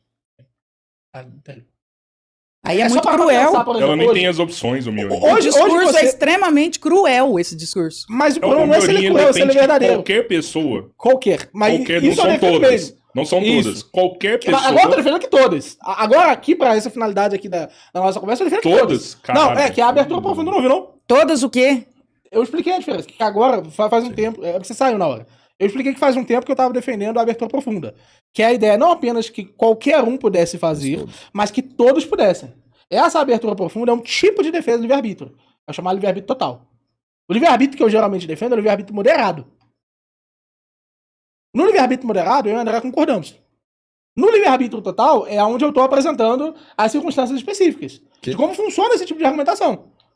Que nem Entendeu? nem é o que o Miorin realmente Nem é o que pratica e eu acredita. geralmente defendo aqui. Mas porque é uma teoria que eu defendo existe. o livre-arbítrio Você está com corrente. defendendo essa teoria. Mas porque é uma forma de defender o livre-arbítrio. E porque muita gente, inclusive, defende ela seriamente. Por que defende ela seriamente? É pelo motivo que eu tô colocando aqui. Porque acredita efetivamente que essa pessoa, veja só, um exemplo muito simples. Por que alguém é contratado para gerente e outra pessoa não é? Ele teve N condições, inclusive curriculares, para Não, chegar mas até ali. o que faz uma pessoa, o gerente, dele, o Competências. gestor dele, competências. E essas competências são exercidas de que forma? Ele adquiriu. Não, mas pelo comportamento, não é isso? Sim. A via é o comportamento. Sim. Então, as duas pessoas, sob a mesma função, vão estar na mesma empresa e uma delas vai ascender porque se comportou de uma determinada forma e a outra não. Mas para adquirir essas competências. Essa é a questão. Do ponto de vista de quais são as Aí competências o menino necessárias. entrou, um entrou como faxineiro. Uhum. O outro entrou como trainee, porque ele era o filho do CEO. Aí esse menino aqui fez escola de inglês, fez MIT, fez um monte de coisa, adquiriu um monte de competência. E o filho da faxineira não adquiriu as mesmas competências. Como que eles vão concorrer em pé de igualdade? Esse aqui não teve nem condição para isso. Essa é a pergunta. Qual é o comportamento desse e qual é o comportamento daquele? Não, Se o você me comportamento disser é a que o comportamento- via, mas como é que ele vai, como que ele vai entregar o mesmo comportamento? Então, mas essa é a questão. Não vai ser o mesmo comportamento. O mesmo nunca será. Duas pessoas não se comportam da mesma forma. Esse daqui tem que apresentar um comportamento diferente, mas superior. Ele tem que escolher um conjunto de características que, para o gestor dele, são superiores ao Escolher conjunto de como, características. gente? Ele não teve opção, ele não teve quem pagasse uma escola de inglês. Mas essa é a Ele questão, não teve qual que é o escolas padrão? boas, ele não adquiriu competência, como é que ele vai entregar os mesmos comportamentos? É impossível. Um exemplo muito simples. Um exemplo muito simples. O faxineiro começa numa empresa. Vamos colocar que seja um Walmart. Tem um trainee e um faxineiro. Por que eu tô falando do Walmart? Já vou chegar lá. Tem um trainee e um faxineiro. O faxineiro, ele começa de uma forma mais informal e tal. E ele começa a reparar no estoque. Começa a reparar no estoque. E ele vê, cara, olha só, a gente tá perdendo dinheiro no estoque. E aí ele dá um toque pro patrão. E todo dia de manhã, quando o patrão tá puxando o estoque, ele puxa o estoque junto com o patrão. E eles começam a organizar o estoque de uma forma diferente. O trainee tá lá, como vários foram contratados por Walmart. Digamos que ele chegou até... Em 2 meses ele chegou a gerente lá do setor dele e tal. E esse cara, que era estoquista, ele avança um pouquinho mais e ele começa... ele teve uma promoção para estoquista, porque ele prestou atenção em todas essas coisas. E ele começa a, inclusive, perceber, cara, tá faltando gente pro sábado. Eu vou trabalhar todos os sábados aqui também. Eu vou começar a fazer um dobrado aqui. Para tentar aumentar ao máximo a lucratividade aqui e a suprir determinadas funções que o meu gerente está fazendo. Pô, quando você vê, aquele indivíduo agora se tornou apto para a função de gerência de estoque. Subindo na gerência de estoque, qual que é o próximo cargo na gerência de estoque? O diretor de logística. E ele fez a mesma coisa que ele fez antes. A mesma coisa. Pegou tarefas que ele não estava podendo ocupar. Quando o diretor de logística sobe, ele se torna um dos maiores diretores de logística. Inclusive, vai escrever um livro. How I Turn Out from a Janitor to a Director of Walmart. E ele literalmente faz esse processo. Mas como que ele fez? E, muito provavelmente, esse trainee hoje é funcionário dele. Por quê? Porque há uma distância muito específica de comportamentos esperados em uma empresa e as determinações sociais provavelmente estabelecidas. Isso é uma percepção ativa. Se você for capaz, efetivamente, de descobrir quais são elas e de se tornar mais útil nelas do que outros, você estará em uma posição profundamente superior ao outro. Agora, essa aí é a história exceção e o conto Não de é a fada. história exceção. Não é a história exceção. Essa é o conto de fada. Agora eu vou te contar a história real. Não, O faxineiro tava lá. Aí ele nem viu que tava faltando nada no estoque, porque ele entende muito pouco de matemática. Ele estudou só até a 4ª série. Aí ele não conseguiu falar com o patrão, porque o patrão não fala com o faxineiro. Essa história... Ele não fala com o faxineiro. Então o faxineiro nem... Pra começar, o faxineiro tem que falar com o faxineiro pleno, com o faxineiro sênior, com o supervisor da faxina. Ele não falou com o faxineiro. E aí a história morre aqui e ele continuou faxineiro. Essa é a exceção, essa é a jornada do herói do cara que quer escrever livro. Eu não acredito nessa história. Se ela é real, ela é exceção da regra. Mas as empresas eu trabalhei em empresas, eu vi isso daí. Eu dou consultoria em empresa, eu vejo isso todo dia. Então, o patrão nem cumprimenta o faxineiro. Eu vou além pra você. O patrão nem vê o faxineiro. Existe uma teoria que chama teoria dos invisíveis. Em geral, a gente não vê quem serve café, a gente não vê quem vai à rua, a gente não vê a faxineira da empresa, a gente não vê a faxineira do hospital. Essa história chama Jornada do Herói. O cara escreveu essa história pra vender livro. Não, mas veja. Na vida real, isso não funciona, meu amigo. A cultura da organização, veja só. Você falar que o faxineiro tem chance de virar diretor de logística... mas é a exceção da regra. Não é o que eu tô dizendo que ele vai Quantos? Mas aí quando você fala isso, você tá falando pros faxineiros assim, ó, vocês não são diretor de logística... Porque vocês não conseguiram se tornar úteis o suficiente. Essa é a questão. A nossa sociedade é baseada em um parâmetro de utilidade. Aí não existe fala humanista nenhuma nisso, né? Mas veja, essa fala não é humanista. Que todos nós... Se eu não viro diretor de logística porque eu não consegui ser útil... Isso. O suficiente. Então a sociedade é baseada no princípio do utilitarismo. Se eu sirvo pra alguma coisa, eu vou ascender. Se eu não sirvo pra nada, eu não vou ascender. Mas então o cara lá da Faria Lima não serve pra nada. Você sabia, André, que essa é a teoria econômica vigente hoje? Só pode pesquisar agora, o valor subjetivo. Baseado o quê? Na utilidade marginal do estoque. É literalmente o consenso da economia hoje. Que não é baseado no trabalho, mas na utilidade. Não é quanto trabalho eu faço, mas quão útil o trabalho que eu faço é. Então, se eu não faço nada de útil, eu não tenho relevância social nenhuma. Exatamente. Se você agora chegar... E você acredita nisso, agora esquece os livros. Não, você, Miorim, eu Daniel, em valor utilitário, sim. Sim, eu acredito. Você acredita que as pessoas valem pelo quão útil elas são? Economicamente. Eu acho que nós devemos fazer o possível para inserir todas as pessoas na economia. Mas eu acredito veementemente que se eu fizer agora, um exemplo muito simples. Quantas vezes eu não fiz horas e horas de live que, assim, se comparar com o meu Se você parar de produzir e ser útil, você não vale nada. Essa é a questão. Não, eu tô te perguntando. Economicamente, não. Se você não produzir, você não vale Economicamente, nada. Não. A gente vale o que a gente produz. Economicamente, sim. Economicamente, né? Não, isso não é sobre o valor da pessoa como ser humano. É o que Não, realmente o valor da vale pessoa como ser economicamente. humano entra numa série de outros elementos que são extremamente importantes, inclusive o papel da caridade, o papel da justiça, Caráter, vários tudo mais, papéis né? fundamentais que nós devemos ter. Mas do ponto de vista econômico, nós valemos como úteis nós somos. Inclusive, você falou, você trabalhou como consultor em organização. Eu fiz administração. Fiz um bom tempo de administração na UNB e posso te dizer que a teoria da organização é muito clara sobre isso. As melhores Mas quanto a organizações são perspectiva aquelas... econômica pesa? O quê? Porque você fala economicamente. Que tanto que a perspectiva econômica pesa? Para mim, a perspectiva econômica, ela é extremamente importante na Mas que definição tanto que dos ela arranjos pesa? econômicos, dos arranjos sociais. Que tanto que ela pesa? Os arranjos sociais não podem ser contraditórios com os arranjos econômicos. Não. Você não pode ter uma sociedade que seja contraditória em relação à forma como ela produz. Se ela for contraditória, ela vai falir. Vai acabar. A sociedade se organiza dentro do limite que a economia permite. Então tem grande valor essa teoria econômica. As Isso. pessoas valem pelo que ela produz, isso tem grande valor. Isso quase determina tudo. Quase determina, não. Isso cria um limite para a atuação da sociedade. E as pessoas que não têm valor econômico nenhum? Pois é. Todo mundo tem valor econômico. Algum valor econômico você tem. Por quê? Muito simples. Existem Alguns trabalhos... como peso, né? Igual o mendigo da Faria Lima. Existem uma série de trabalhos que são chamados trabalhos físicos, em que eles exigem um certo dispêndio do seu corpo para isso. Agora, um exemplo muito simples. Você pode criar Você uma fala pessoa... sempre sobre isso, Miuri? Sobre valor? Das pessoas, sobre utilitarismo. E as pessoas não querem te pegar na rua, não? Cara, não acho Relaxa que... um pouquinho agora. Sai da teoria. Vamos que lá. Vamos acontece? conversar. Mas o que acontece? O Deixa eu te utilitarismo conhecer um é pouquinho, a vai. corrente majoritária hoje na economia. As pessoas não é. brigam com você na internet por conta desse seu posicionamento tão Mas vai brigar extremamente com a economia capitalista e utilitarista? Veja, Porque é muito, muito perverso esse posicionamento. Nós não estamos no mesmo barco, nós estamos no mesmo mar, mas nós estamos em barcos diferentes. Achar que tá todo mundo no mesmo barco é muita crueldade. é porque o problema é que, do ponto de vista da utilidade, estamos todos no mesmo barco. Não. Ou nos tornamos úteis, ou o que a gente faz morre. É isso. Sejamos quem sejamos. Se nós deixamos de ser úteis para a sociedade, e a escolha é medir essa utilidade, então acabou.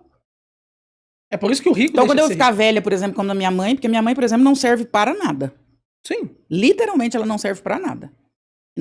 Na perspectiva utilitarista, ela não serve para Mas nada. sabe para quem ela serve? Não, pera, deixa eu acabar de falar. Na perspectiva utilitarista, ela não serve para nada. Então, quando eu ficar velha igual minha mãe e eu não servir para nada, então acabou o meu valor. Essa é a questão. O seu valor econômico vai ser o valor econômico que outras pessoas deram a você. Porque quando eu falo que a minha mãe não serve para nada, eu tô usando a sua teoria, não é minha, não. Mas o valor econômico que ela vai ter vai ser o valor econômico que ela puder tirar de você. De mim? Como assim? Ué. É só parar pra pensar. Qual é o valor econômico que boa parte dos mendigos que está hoje no Isso. centro da cidade de São Paulo tem? Qual? O valor econômico que as pessoas dão a elas. Da existência delas. Porque o mero fato delas existirem como seres humanos é o suficiente para uma série de pessoas dizer, eu vou alimentá-las. Vou cuidar delas. Então elas são um peso. Como assim um piso? Elas são um custo. Elas não geram, ué. pessoas, Na perspectiva diga pro Júlio Lancelotti, essas pessoas são todas um custo. Não, mas aí eu tô debatendo é com você, não é com o Júlio Lancelotti. Existem duas perspectivas. Ou eu produzo, ou eu gero custo. Se ela não tá produzindo, ela é custo, então. Você tá falando que ela é custo. Para alguém que aprecia ela. Mas ela é custo, então. Isso. Em troca, essa pessoa tá recebendo uma coisa. O que ela tá recebendo? Não é? A pessoa que tá, de alguma forma, fazendo caridade, que tá mantendo, por exemplo, sua mãe, essa pessoa tá recebendo algo em troca, não é isso? Então é um custo que tem uma contrapartida. Qual que é a contrapartida? É a existência humana. Então a existência humana, ela tem uma forma subjetiva que ela, de fato, exerce ela exerce um nexo causal entre as nossas ações e como nós interagimos com o ambiente. Quando você deixar de produzir, você não vale nada, então. Só o que eu tiver guardado. Isso é um custo. Sim. É porque a economia, ela é assim, ela é fria. A economia é uma ciência fria. A economia é uma ciência que olha para os agentes econômicos e consegue diferenciá-los mediante a sua utilidade. E é por isso que ela é uma ciência cega. Aí, do ponto de vista econômico, o que seria melhor para a empresa? Que a empresa conseguisse ser capaz de olhar para todos os agentes. É o que a gente chama de cultura aberta das organizações. A cultura administrativa aberta. Que ela pudesse identificar todos os talentos que existem inseridos dentro dela. Isso é o melhor economicamente falando. E que ela se livre daqueles que não fazem. Infelizmente é assim que funciona. É isso que uma empresa faz. Gente, as empresas literalmente funcionam assim. Se você não é útil para a empresa, o que acontece? Vai embora. Não é isso? Mas isso significa que ela quer tirar o máximo de utilidade de qualquer pessoa. Ela olha na sociedade e ela gostaria que não tivessem filtros. Ela gostaria que os melhores talentos dentro Você de todos os concorda com espectros isso? fossem observados. Você concorda com isso? O quê? Que a empresa faça isso? Não, você concorda com essa perspectiva inteira aí? Não, pra mim é muito simples. Como católico, eu acredito que a caridade e a eu ia justiça tocar nesse ponto. devem ser elementos que fazem parte dessa nossa visão econômica. Então elas devem mediar as nossas visões econômicas. Humanizar essas visões econômicas. Agora, do ponto de vista inteiramente econômico, é assim. Infelizmente é assim. Aí você é católico. E aí você acredita muito em Jesus, que era um humanista. Como é que Exato. você faz com essas duas tensões psíquicas na sua cabeça? Porque Jesus é totalmente contrário a tudo isso daí que você tá falando. Eu acredito que Jesus via essa realidade. Ele via como funcionavam as leis econômicas.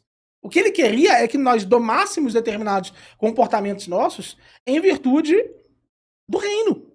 Ele queria que as pessoas percebessem, meu Deus, a economia funciona assim. Então eu devo ser esse agente transformador. Eu devo ser essa pessoa que é de fato aquela que pega o meu patrimônio e ajuda as pessoas. Que pega o oprimido, a minoria, e dá a essa pessoa espaço e oportunidade. Para que todos nós fôssemos responsáveis. É isso o que eu acho que Jesus faria. Eu acho que ele não negaria as leis econômicas. Ele não tentaria tirar valor econômico de um lugar que não existe. Porque nem Deus pode fazer o ilógico. Mas ele pode dizer para as pessoas, sejam lógicas. Sejam racionais. Jesus não é sobre o que ele faria ou o que ele não faria. É que Jesus é totalmente contrário a toda essa pauta que você levantou. Mas Jesus sabia economia? Jesus não é um utilitarista. Jesus é um humanista. Jesus não se importa com o que as pessoas fazem e o que elas produzem. Jesus se importava com o que as pessoas eram. O valor das pessoas, o valor social das pessoas estavam no que elas eram, Mas você conhece não a no que elas parábola dos produziam. talentos? Eu conheço todas as parábolas. A parábola dos talentos é um ótimo exemplo. Jesus esperava algo de nós. E esperava algo de nós mediante a forma como nós interagimos com o mundo. Mas aí você pegar a parábola dos talentos e batizar ela no capitalismo, você tá de sacanagem. Mas é um né? exemplo. Você Mas catar pode aquilo usar lá e vários querer outros dizer que exemplos. Jesus queria que nós multiplicássemos a partir da ótica do utilitarismo. Um exemplo Jesus simples. andou com quem não produzia, praticamente. Uhum. Mas essas pessoas... É porque, veja só. Existe uma diferença expressiva entre o valor humano. Um exemplo. Os melhores indivíduos são os bilionários? Não. Não Os mesmo. melhores indivíduos são os milionários? Não. Você é mais rico, você é uma pessoa melhor? Não. Essas coisas estão relacionadas diretamente ao quê? A moralidade da pessoa. A como ela enxerga, por exemplo, o outro indivíduo. A como ela se comporta diante das coisas. Muitas vezes, as melhores... É por isso que eu perguntei, para qual finalidade você quer que essas pessoas sejam melhores? Se você me perguntar para a salvação, eu responderei. Para o rico é mais difícil. Do ponto de vista da salvação, o rico vai ter mais dificuldade de se salvar do que o pobre. Olha lá. Então, o sucesso, pra mim, o pobre tem mais chance de alcançar do que o rico. O sucesso pra você é a salvação. Necessariamente. E como que você consegue, na sua cabeça, organizar tanta coisa subjetiva e, ao mesmo tempo, tanta coisa objetiva que contraria absurdamente? Você fala de salvação, você fala de... Por exemplo, nós estávamos falando de conclave, escolha do Espírito Santo, e, ao mesmo tempo, você tem uma teoria absolutamente utilitarista, materialista, capitalista. Como que você consegue organizar isso na sua cabeça? Porque, para mim, essa conta não fechou ainda. É porque Porque eu não consigo fazer essas duas coisas caminharem juntas. Ou você é humanista ou você é utilitarista. Não dá para subjetivizar, parece uma esquizofrenia. Sem sem o diagnóstico. o diagnóstico e sem fechar essa fala. Uma esquizofrenia em minúsculo. Sem lacradinha.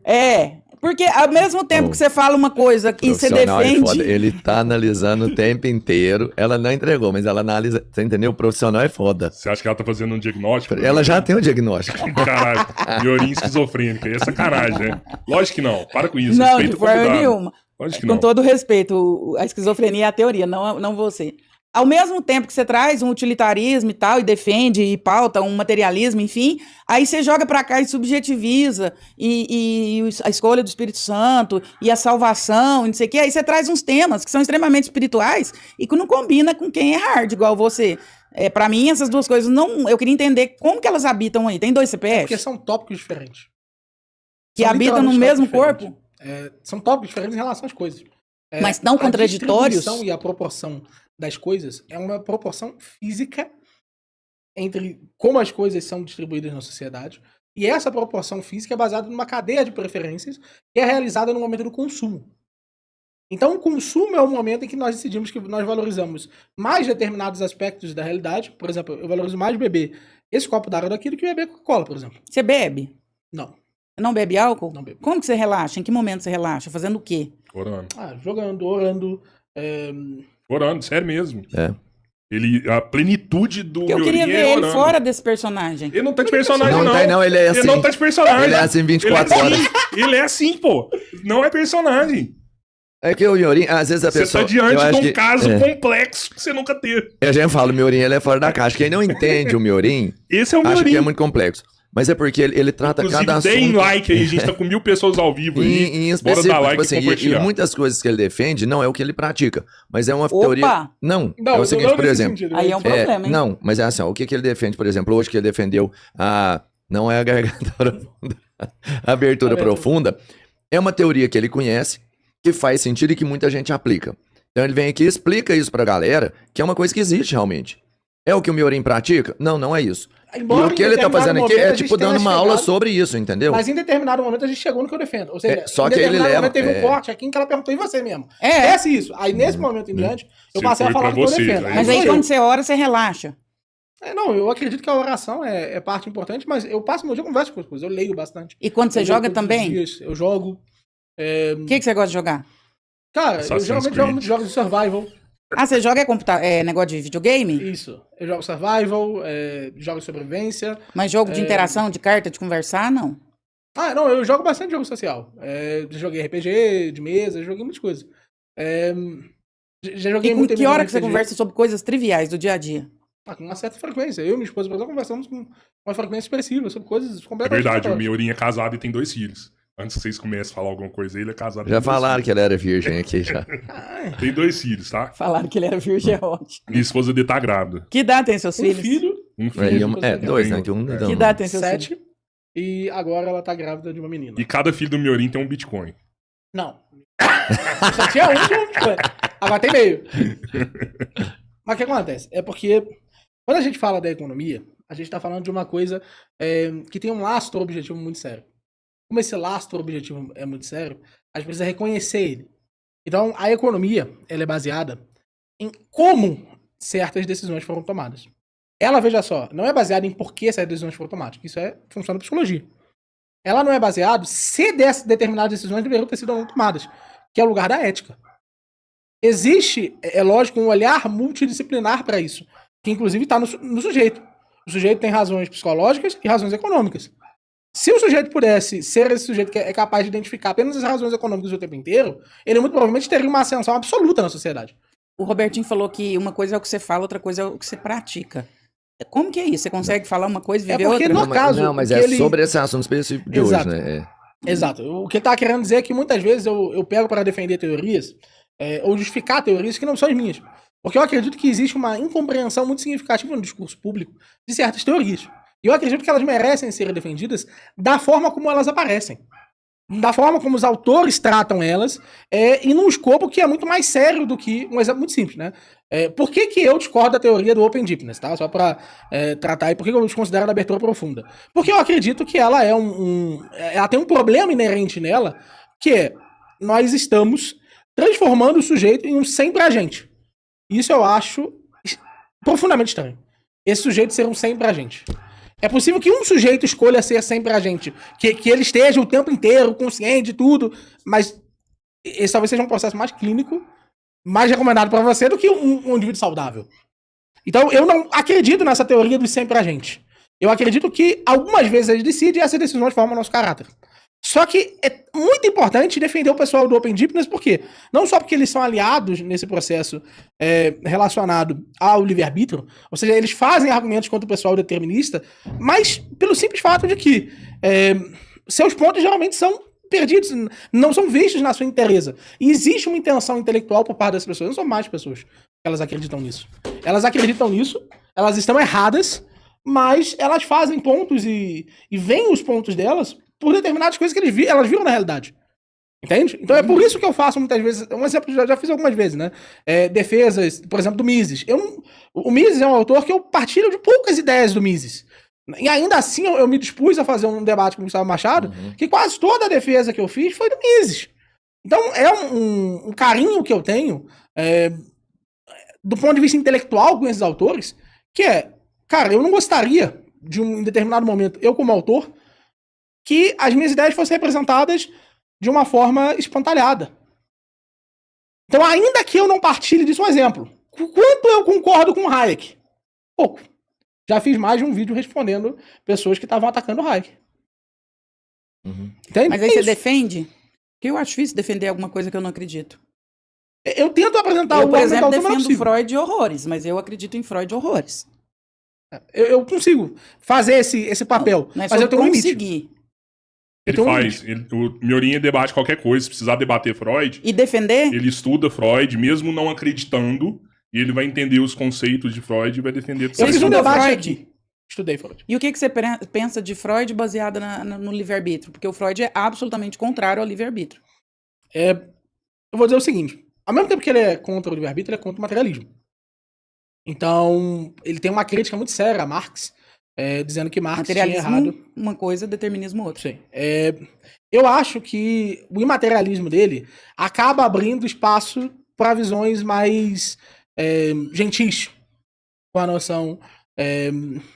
Um exemplo, se a gente tivesse, por exemplo, a gente pudesse provar para Freud, a gente tem momentos de aleatoriedade na nossa cabeça. E um físico que defende isso é o Penrose.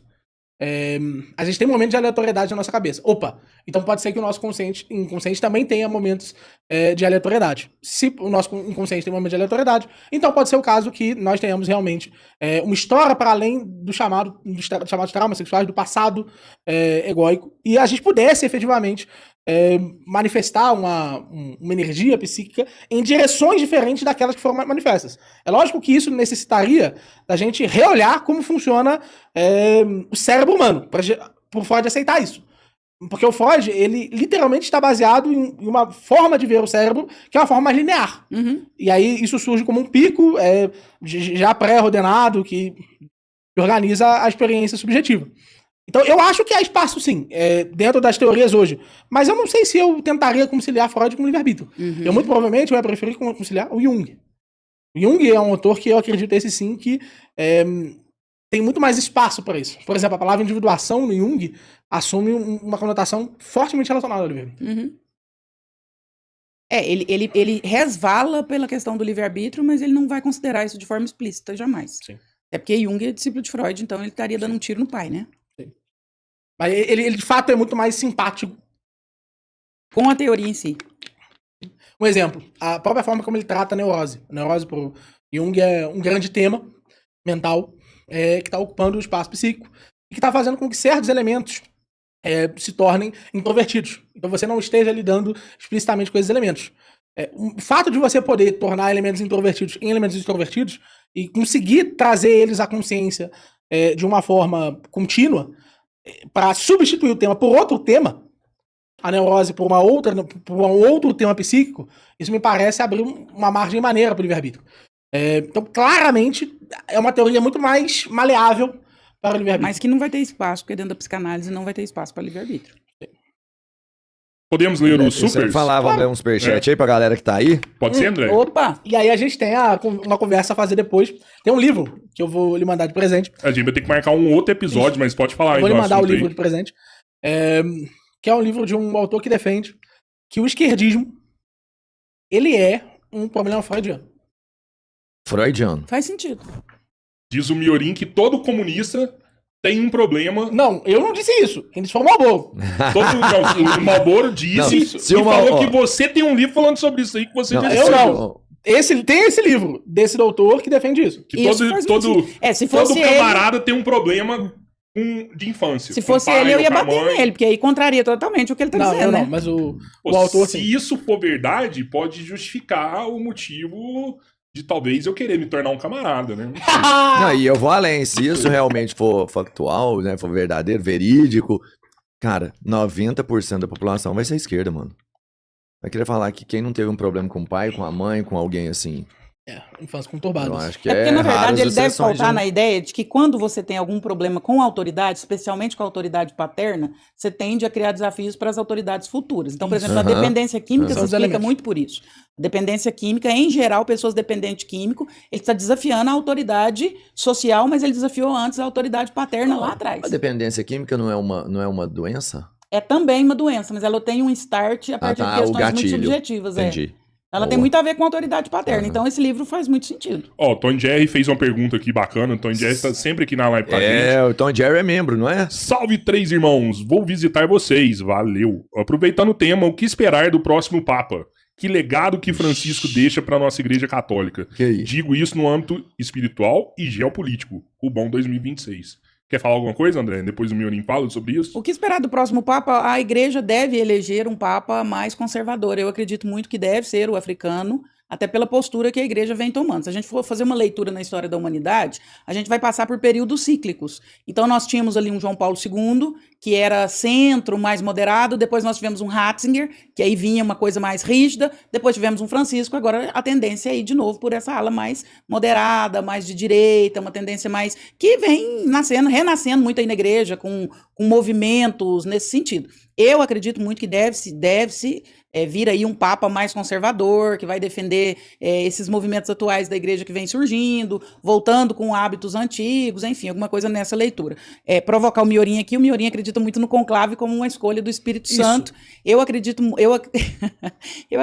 que é uma escolha extremamente política, geopolítica. Existe toda a questão eu vou falar no sentido muito, não entendam mal, mas a encenação da questão do Espírito Santo, de tudo que mobiliza assim, ali. Claro que é um ambiente espiritual, é um ambiente de oração, é um ambiente onde o Espírito Santo está presente, mas essa decisão é muito humana do que vai acontecer ali. A gente percebe isso, inclusive, pelos movimentos que foram vindo anterior à eleição do novo Papa. Então a gente percebe toda essa determinação aí que é muito baseado numa escolha política, histórica, contemporânea. Então eu tenho muito essa perspectiva que deve vir aí um Papa mais conservador. Eu acho exatamente o que a André falou em relação ao Espírito Santo. Eu acredito que não é uma escolha de homens, é uma escolha do Espírito Santo. E por ser uma escolha do Espírito Santo, é um pouco cega ao que nós consideramos ali como a tendência política da igreja. Virá o que tiver que vir, e o que tiver que vir será o melhor para a igreja. Eu acredito.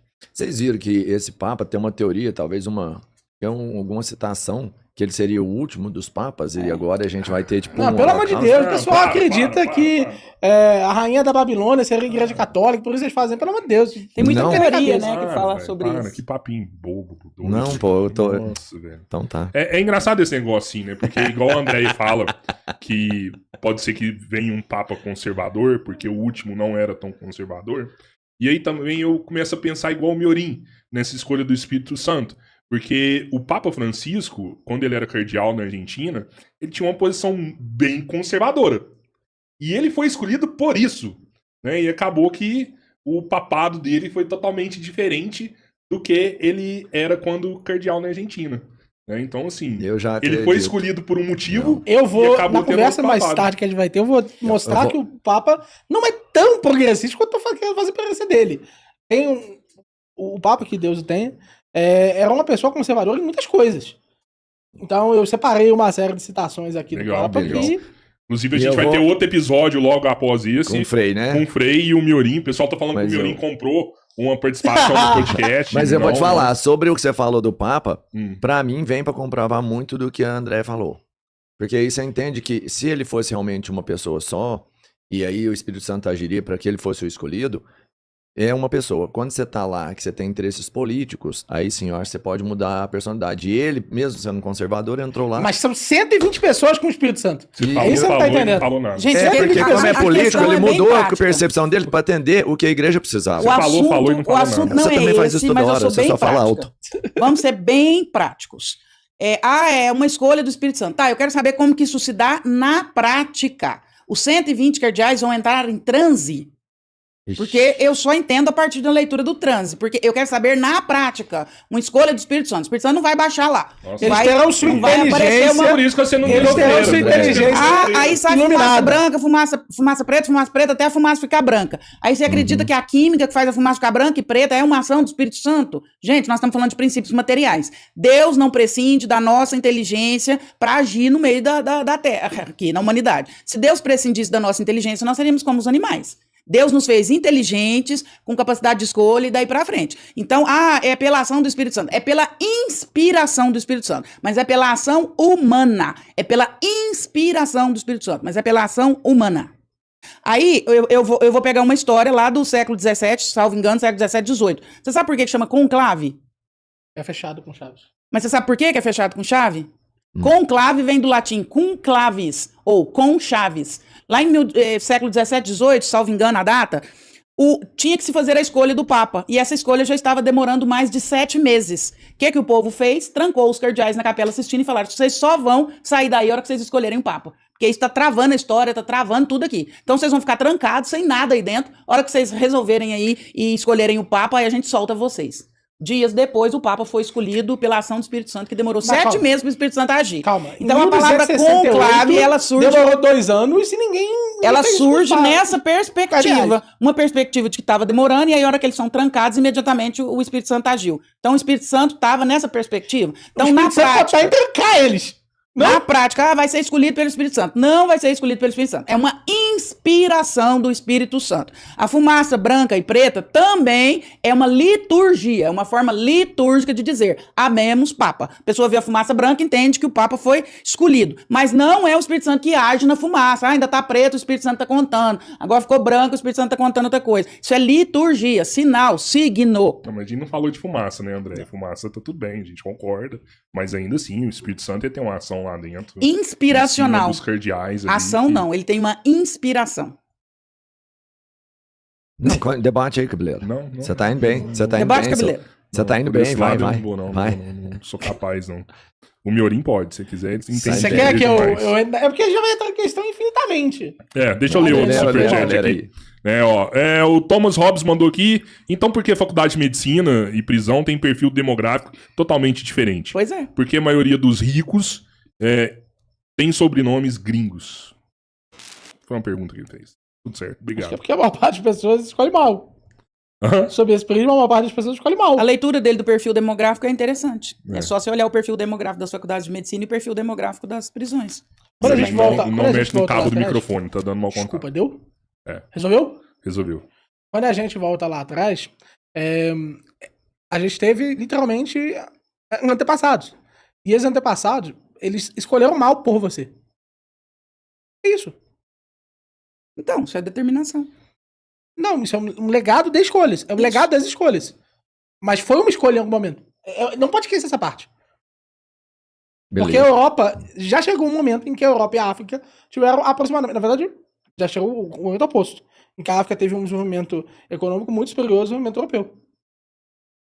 Foram as escolhas dos europeus que fizeram com que eles tivessem efetivamente um desenvolvimento econômico superior. Então, determinismo. Por aí vai. Aí você concordou com Não, determinismo. é que o que acontece é que a gente erra das escolhas. Mas em algum momento foi uma escolha, não pode esquecer essa parte. Ó, o Lucas Silva mandou aqui. A nutrição da mãe pode afetar o neurodesenvolvimento do feto. Pode. Que Sim. livre-arbítrio é esse? Exatamente. O Tom Jerry mandou aqui de novo. Miorim, você é um bom rapaz, mas sem equidade não é possível equilibrar as desigualdades. Concorda com a professora. Mas a equidade deve ser voluntária ou obrigatória? Deixa eu ver aqui se eu posso ler outros aqui. Miorim, seu exemplo do Bill Gates é... Não vou ficar Estão me lendo. xingando? Xingando eu não vou ler, não. Chat! Já começamos antes, chat! Pelo amor de Deus, para de brigar comigo, meu Deus do céu! Eu te avisei. Eu vou falar uma coisa. Avisado Aqui, que você aqui foi. ó, o cabeleireiro é pirracento pra caralho. Quanto mais você xingar o Miorim, mais você traz. Você quer- 3 irmãos, chama a professora Andréia pro nosso time. Ela seria uma vice show com o Rubão. Ó, quer juntar a Andréia com o Rubão. Bora. Ó, vice-presidenta, hein? O Rubão é o quê, gente? É o futuro presidente do país. Ah, Parece que o conceito de livre-arbítrio não foi bem delimitado por ambas as partes para o debate. É filosófica, dicionário, visão Diferente. histórica. Vejo que ambos estão certos em suas visões e argumentos. Tinha muita gente falando que em alguns pontos vocês estavam concordando. Não, mas a gente concordou sobre o bastante, livre-arbítrio né? moderado. A gente discordou completamente sobre o livre-arbítrio. O Miorim converteu. Ele saiu daqui determinista. Não, isso é livre-arbítrio moderado. Eu já defendia isso. Ele converteu. Ó, eu tenho. Pra você mostrar que eu já era a minha opinião pra isso. Eu tenho um canal chamado Ciência do Livre-Arbítrio, em que eu discuto justamente experimentos científicos relacionados ao livre-arbítrio, em que eu já faço essas distinções relacionadas ao. Tem um curso de livre-arbítrio na plataforma que eu tenho, em que eu já faço todas essas distinções de definições entre o livre-arbítrio de uma forma mais moderada e uma forma mais Radical. Profunda. Boa. Miorim, já pensou sobre as primeiras comunidades cristãs? Para fazer parte, se vendia tudo o que tinha e todos partilhavam entre Amém. si. A lógica de Cristo é a do amor. Nunca foi sobre economia, percebe? Esquece o Estado, mano. Isso aí. Esse é o Estado. Eu não vi o Estado. Você falou do Estado algumas vezes aqui. Mas eu falei que o Estado. Miorim transformou Jesus num capitalista. Batizou ele na Não, fonte de de forma Stuart alguma. Mill e... De Você acha que forma a gente alguma. precisa da religião para ser bom, Miorim? Sim. A humanidade sem Sim. Não. Deus, Sim. sem Jesus, ela seria cruel, seria má. Sim. A humanidade é má. Nós somos Nós maus. somos maus. Até eu, Miorim. Nós vivemos no estado, até você. todos Sem vivemos no estado de Jesus, Pecado natural. Sem Jesus, autodestruição. O homem não Bondade. consegue ser Pecado bom. natural, a maldade. Bondade tem a ver com caráter, não tem a ver com religião. Eu escolho ser bom apesar da propina do céu. Se você é bom só porque você tá dentro de uma religião, porque você vai ganhar o céu, você não é bom, você é mau Não me caráter. refiro a isso. Eu me refiro a algo mais simples. Você tá falando que pra ser bom tem que estar dentro da religião? Não. Eu me refiro ao fato de que, para nós. Então, se nós somos inserirmos- maus, você é determinista, então. Presta atenção. Há um pecado original, que é uma das nossas determinações. E a forma que nós tivemos, historicamente, para a superação desse pecado foi o sacrifício do nosso Senhor Jesus Cristo. Foi esse sacrifício que permitiu, que nos deu abertura para uma série de valores morais que nós não tínhamos antes. É nisso que eu acredito. Eu acredito que eu escolho ser bom apesar da propina do céu. Eu não sou boa porque eu vou ganhar o céu. Eu sou boa porque eu sou boa, porque eu entendo que eu preciso ser boa. Porque Sim. o outro merece carinho, respeito, compaixão, independente se eu tô dentro de uma religião ou não. Volto a dizer, se você só é bom porque você tá dentro de uma religião, você não é bom, você é Mas hipócrita. eu não disse isso. A pergunta foi, veja só, nós seremos bons sem Jesus? Eu respondi, não. Por quê? Ué, Porque e o resto do mundo que não acredita em o Jesus? nosso estado original é a maldade. E os budistas, os morreu islamistas, por os eles também. shintoístas... Jesus também morreu por Não é isso. sobre morrer, é sobre conhecer a teoria para ser bom. A pergunta é sobre religião. Religião é conhecer a a religião- teoria e ser bom por causa Essa é da a questão. teoria. Essa é a questão. Depois da morte de Cristo, houve uma abertura intelectual para o que a gente chama de valores cristãos. Que são boa parte dos valores de empatia que você está revelando aqui. Boa parte desses valores estão concentrados, majoritariamente, em uma visão cristã. Não necessariamente. Tipo qual? Tem muita gente que não é cristão e tem todos esses valores. Não é Claro, por causa do Mas cristianismo. isso foi inserido no mundo através do cristianismo. Você afirma O cristianismo- literalmente que a gente não é bom sem Jesus? Eu afirmo que nós tivemos a inserção dos valores do que nós consideramos hoje Não, larga de como sabonetar, bom. Miorim. Não, é responde. objetivo. Nós Hoje não temos somos valores. bons sem Jesus? Um exemplo muito simples. Não, o homem não é bom sem Jesus, ponto. Isso é outra história. Do ponto de vista teológico, Então, ele não é bom todas sem as Jesus. outras religiões, 70% do mundo tá ferrado. As Só pessoas a são verdade, boas por sei lá por onde. Jesus é o caminho, a verdade e a vida. Todo mundo que tá fora disso é mau. Todo mundo que não estiver seguindo... Aí, veja só. Ele é consciente de que ele está seguindo o caminho de Jesus? Porque se é o caminho, a verdade e a vida, você está imitando Jesus mesmo que você não Se eu saiba. estou fora desse caminho, eu sou mau. Isso. Então, os budistas são maus. Se eles estão seguindo para fora daquilo Os que é o bom, shintoístas são maus, os islamistas são maus, os hinduístas são maus. Todos Sim. são maus. Todos eles, em alguma medida, se separam disso. O que eles podem estar eles podem conseguir a salvação independente Não, você das falou, suas você crenças. falou, não é sobre serem salvação. ruins. Não é sobre salvação. Você falou que todo mundo que não está com Jesus é mau. E que Isso, Jesus é o tem caminho, a alguma verdade e a coisa, vida. alguma corrupção em relação ao caminho, a verdade e a vida. Se eu não estou no Cada caminho, uma dessas religiões tem alguma corrupção em relação se eu ao não caminho. estou no caminho cristão, eu estou em outro caminho, hindu, Exato. islâmico. Existe alguma corrupção Eu no que sou você mau. estuda. Sim, Eu só isso é sou muito boa bom. se eu estou no caminho Existe alguma cristão. corrupção em relação à bondade. Jesus é bom? Se Jesus é bom e você acredita em outra coisa, então você está acreditando em uma coisa diferente da verdade, diferente do bom. Então, seu céu é desse tamanhozinho, só tem um pinguinho de gente. Não, é falso. Porque é perfeitamente possível não ter a consciência de que se está no caminho de Jesus e se está. Quem não está no caminho, está fora do caminho. Sim. Então, seu céu é pequenininho. Assim como o pequenininho é o céu de Jesus. Cabe A pouquinho, estrada é gente. Você pequena. acha que Jesus falou só para quem era cristão se convertesse ao Ele cristianismo? falou que tinham duas estradas. A estreita e a larga. E que a estreita era a que levava ao reino do céu. E aí você acha que Jesus estava falando de quem só andasse no cristianismo, quando ele estava falando sobre Não, isso? que andasse Ele sobre não ampliou. os valores e princípios que o cristianismo ensina. Que são valores e princípios que podem ser acidentalmente E regras também. né? pregados, e regras, que podem ser acidentalmente executados na vida de uma pessoa que esteja fora. Você sabe, o pecado ele exige total consentimento. É perfeitamente possível que alguém de uma religião que nunca conheceu Jesus, por exemplo, ou que conheceu, mas não se percebeu intelectualmente disso, não teve total consentimento, que ele não esteja pecando, mas só na medida em que ele está seguindo aquelas coisas que Jesus Cristo colocou como a verdade com a minha vida. O caminho é a religião. O caminho é a religião. E quem está a fora Santa da Igreja religião, Católica. quem está fora da Santa Igreja Católica é mau. Está condenado. E aí vem a questão. Seja diretamente, seja indiretamente. Sem saber que está no caminho da Mas está igreja. condenado. Isso. Mas é o que os católicos defendem. Que você tá horrorizado. É católico, Cristo não. Aí sim, aí nós vamos Mas concordar. Cristo também defende isso. Não, aí nós vamos concordar. Se você falar que são os católicos que defendem isso, nós vamos concordar. Cristo não. Cristo ampliou, Cristo não restringiu. Esse Cristo Então, o que vocês ele quis dizer acreditam, quando ele disse eu que- desconheço. O que ele quis dizer quando ele disse que a estrada é estreita? Aí vocês pegam a estrada e batizam ela de igreja católica e todo mundo que está fora da igreja católica está ferrado. Todo mundo Porque que Jesus estiver não falou fora, de igreja direta católica, e Jesus falou de indiretamente. estrada. Aí vocês pegam a estrada, faz a leitura e fala que a estrada Então, é a o sua catolicismo. estrada também é pequena. A minha estrada é extremamente larga. Mas é o oposto do que Cristo disse. Não é o oposto do que Cristo Ué, ele disse. falou, é uma questão é semântica. estreita ou Aí é uma larga? questão de leitura. Quando você pega essa estrada e chama essa estrada de igreja católica e fala que quem está fora da igreja católica está condenado, você ferrou com 70% do mundo. Essa é a questão. 70% do mundo. Quantos deles estão agindo de forma... estão no caminho de Cristo, ainda que não estejam E professando o que, isso que daí? é o caminho de Cristo? A igreja católica? Vocês interpretaram que o caminho de Essa é a Cristo é a questão. igreja católica? É? A igreja católica é o caminho de Cristo. É o É a igreja de único. Cristo. Sim, é o único caminho. É a única religião Aí verdadeira. vocês fizeram essa interpretação literal e é isso, é sobre isso. Mas não sou eu que fiz. Você sabe que é a igreja que faz. Não sou eu que tô inventando isso de agora, tirei aqui porque eu quero ser mal. Porque já estamos chamando de mal aqui no chat. Não, você falou que quem não tá em Cristo é mau, agora você abraça o B.O. Ué, mas é questão. Os ateus não vão ser salvos. Vários vão. Porque ele Eu segue conversei o mais caminho cedo, é a mesmo, sem questão do saber. total consentimento. Vários deles não têm total consentimento com o pecado. Para ser Não, pecado tem mas que você ter falou total que tem que estar no consentimento. caminho, tem que estar dentro da igreja católica. Se não tiver na igreja católica, vai ser condenado. Essa é a questão. Eu falei, é perfeitamente possível estar fora, não ter total consentimento, por exemplo, que é um dos elementos do pecado, e esse indivíduo ser salvo. O caminho é a igreja. Ele não pode ter o consentimento. Se ele tivesse pleno consentimento do pecado, ele tivesse Aí não. ó. Aí rodou. matéria grave. Aí o pecado é aquilo que a igreja determina que é pecado. Não, a igreja não Por exemplo, determina ir na missa no aleatoriamente. domingo, a igreja determina que é pecado, não ir. Isso. Se o ateu não precede. vai, ele tá no pecado. Não, veja só, de forma alguma. Lembra que precisa ter três coisas. A matéria é grave, pleno conhecimento e pleno consentimento. O ateu tem pleno conhecimento disso? Talvez não. Talvez ele tem não. pleno consentimento disso? Talvez não. Se ele não tiver E se a esses pessoa três, tem pleno conhecimento e não vai? ela tem pleno Por exemplo, se eu conhecimento. não fui na pleno missa domingo, consentimento, eu tô ela em fica- pecado, se eu morrer, eu vou pro inferno, porque eu não fui na missa domingo. Veja só, o seu caso é muito paradigmático. Eu vou ser muito sério com você. Você é uma freira. Você iria pro inferno.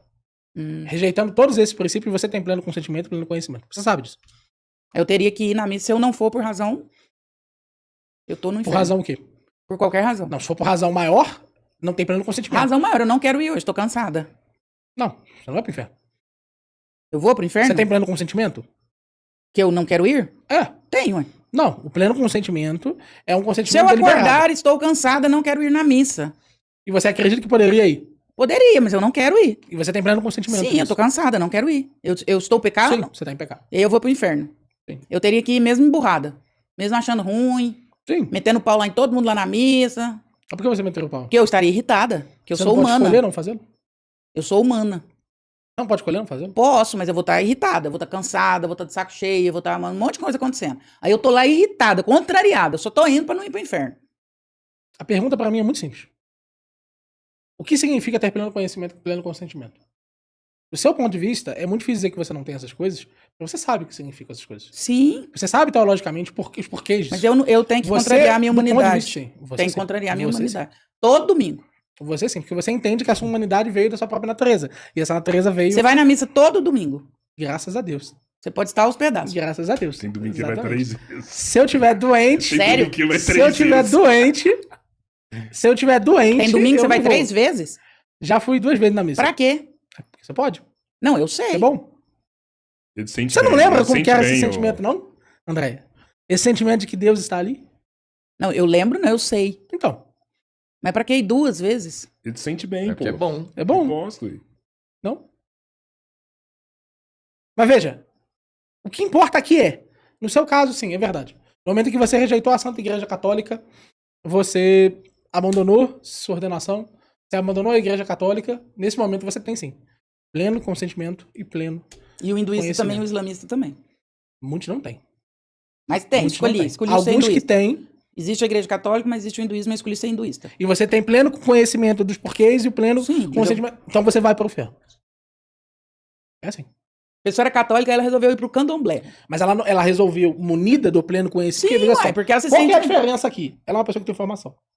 Ela é uma pessoa que ela teve acesso ao catecismo. Não, Ela é uma mas pessoa que tá, teve mas acesso- agora eu tô falando de uma E pessoa esse hindu comum. qualquer, Ela foi ele teve- criada dentro da igreja católica, ela conhece tudo, ela sabe dos Sim. pecados, ela sabe tudo. É tipo Mas assim, aí- ó. O padre Douglas Pinheiro, ele era do candomblé. E aí ele foi pra igreja católica. Se fosse o inverso, É, a Andréia, ela Isso. é uma ex-freira. Ela abandonou a igreja católica pra ir pro candomblé. Inferno. uma pessoa comum, ela viveu a vida inteira na igreja católica e tal, mas aí ela visitou o candomblé, uma religião afro, e aí ela gostou, ela se sentiu melhor lá, ela entende que ali é uma manifestação da deidade também. Ela tá no inferno? Sim. Até porque se ela fez isso, veja só, ela fez isso, ela rejeitou um dos ensinamentos da igreja. Qual que é esse ensinamento? De que apenas a igreja é o caminho. A católica. Isso. Você tá igual o evangélico, então, ué. Por quê? Você acha que só lá que salva. Não. Veja só. Eu até acho que isso é só lá que salva. Mas eu acredito que é perfeitamente possível. Vocês criaram não uma estar. seita dentro da igreja Não. católica. Não, mas o Nem Miorinho os ele é padres bom, André. acreditam. Nem os O padres Miorinho é uma acreditam. pessoa Os padres boa. acreditam nisso. O Miorinho Os é uma padres pessoa boa, acreditam. viu? O Miorinho Na é uma mesma pessoa coisa Não, que eu tô tenho dizendo. certeza disso. Ele é uma Eu tô pessoa dizendo, boa. desculpa. Ele é só equivocado. Mas, mas ele é uma André, pessoa boa. eu tô dizendo alguma coisa que tá fora do catecismo. Não é verdade no catecismo que para você ser salvo fora do corpo místico da igreja é necessário que você esteja diretamente sem consentimento e sem conhecimento total, que é em alguns casos é o que a gente chama de ignorância invencível, em outros casos é ignorância superlativa. Não são esses dois casos os casos que autorizam aquela pessoa estar no corpo de Cristo, ainda que ela não esteja diretamente no corpo de Cristo. Não esteja inserida na igreja formal. É isso. E o que você acha, por exemplo, dos posicionamentos do Francisco relacionado, por exemplo, ao homossexualismo, todas essas questões? Qual deles? Casamento, por exemplo, comunhão de pessoas que já foram casadas. Ele tinha uns posicionamentos bem modernos. Positivo. Eu acharia negativo. É o padre que decide, é o Papa que decide. Nesse sentido, eu sou extremamente a favor da obediência. Mesmo que contrarie todo o radicalismo que você sustenta. Como assim? Isso não é radical. Gente, isso que eu tô defendendo aqui é o que o Papa defendia. São João 23 Você tem... acha que o Francisco achava que só na igreja católica as pessoas eram salvas? Absoluta certeza. E que a participação, o máximo que você podia fazer era participar da igreja católica indiretamente. Quem estava fora da igreja católica estava condenado. Sim. Na perspectiva dele, você acredita que ele pensava sobre isso? Absoluta certeza. Não só isso, ele escreveu sobre isso. Ele escreveu sobre isso? Escreveu sobre isso. Aonde? Ele e São João 23. Um exemplo, na própria Fratelli em que ele fala do caminho. Ele é Na literal. encíclica dele tem? Ele fala Tem. disso? E ele é Tem, literal, ele tem. fala que quem está fora da igreja católica está condenado. Só há uma religião verdadeira, a igreja católica. Uma coisa é só há uma religião verdadeira na leitura dele, mas ele fala que quem está fora dela está condenado. Sim. Só há uma forma de chegar no céu. Todas as outras levam efetivamente a um afastamento de Deus. Eu vou procurar essa citação. Eu posso te mandar as citações. Não só isso, São João 23, a primeira encíclica que ele faz na vida dele. Não, João 23, tudo bem, eu tô falando Amanas Francisco. Humanai. Papa Francisco é literal, ele fala que quem Ele está fala, fora da igreja católica está condenado. Ele fala, ele é literalmente expresso nisso. Ele fala: o único local aonde nós podemos buscar, fala em relação aos nossos irmãos protestantes, o único lugar onde nós podemos buscar salvação é na igreja católica. Por que alguns conservadores criticam a Fratelli Tutti? Cara, isso Tem vai para muitos conservadores que criticam, Pois é. né? Muitos criticam. Porque vai por uma série de questões sociais. Eles muitas vezes pegam questões políticas e eles confundem com questões teológicas. Entendi. A igreja católica continua a mesma igreja chata de 2000 anos atrás. É a mesma igreja dogmática, terrível, arcaica, que eu sei que a professora Andréia discorda. Mas é isso, ela é a mesma. E a teologia é a mesma. Ela não mudou nesse sentido. Porque ela é dirigida pelo Espírito Santo. E veja só, eu repito para que não fique mal entendido. É perfeitamente possível que um hindu, na religião dele, siga o caminho de Cristo indiretamente. Só que ele o fará indiretamente. se ele não o fizer, se ele não seguir aquelas características que são moralmente boas na Igreja Católica, ele seguir, ao invés disso, princípios hindus da moralidade, e aí a gente pode conversar sobre quais são a diferença entre os princípios morais hindus e os princípios morais cristãos. Há uma diferença. Se ele segue efetivamente o princípio moral cristão, ele está salvo. Mas aí você quer que o hindu siga princípios morais cristãos? Só quando ele o seguir, ele será salvo.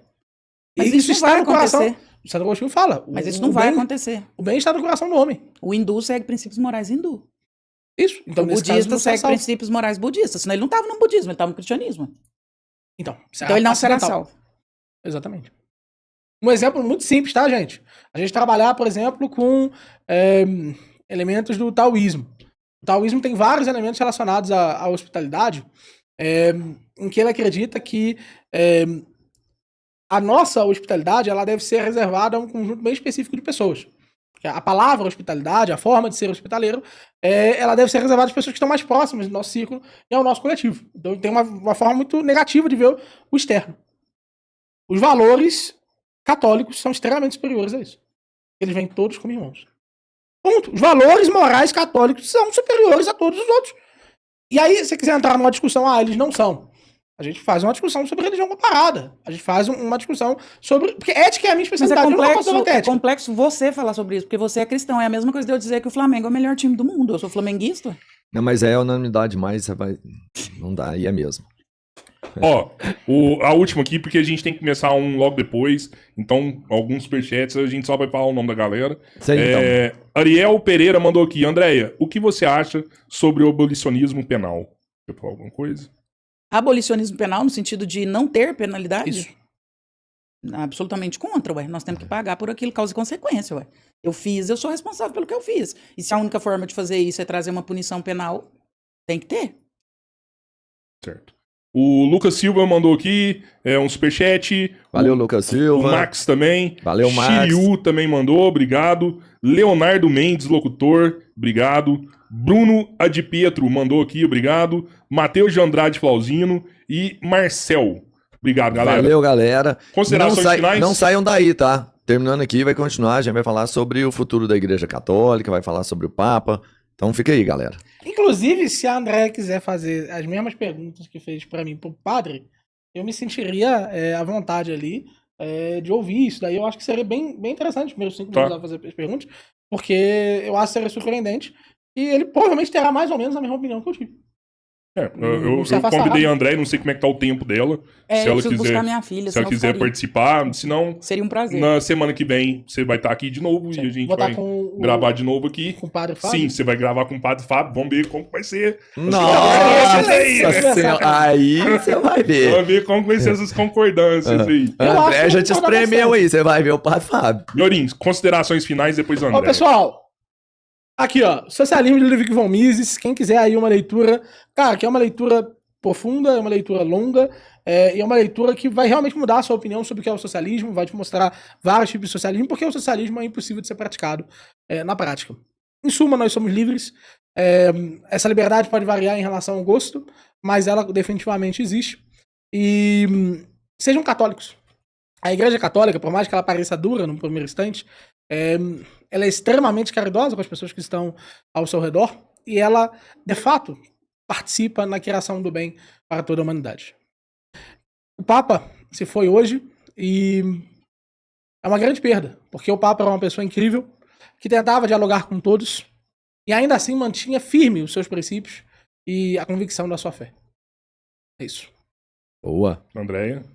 Obrigada, pessoal, pelo carinho que vocês têm comigo, por toda a repercussão do trabalho na internet. Obrigada pela discussão de hoje, obrigada, Miorim. Nós não somos livres, nós somos determinados pela nossa genética, pelo nosso ambiente, pela nossa psique, mas nós temos o direito de escolher fazer diferente. Então eu acho que o nosso papel aqui nessa terra é contrariar isso tudo e fazer escolhas mais conscientes, mais inteligentes e buscando sermos seres humanos melhores.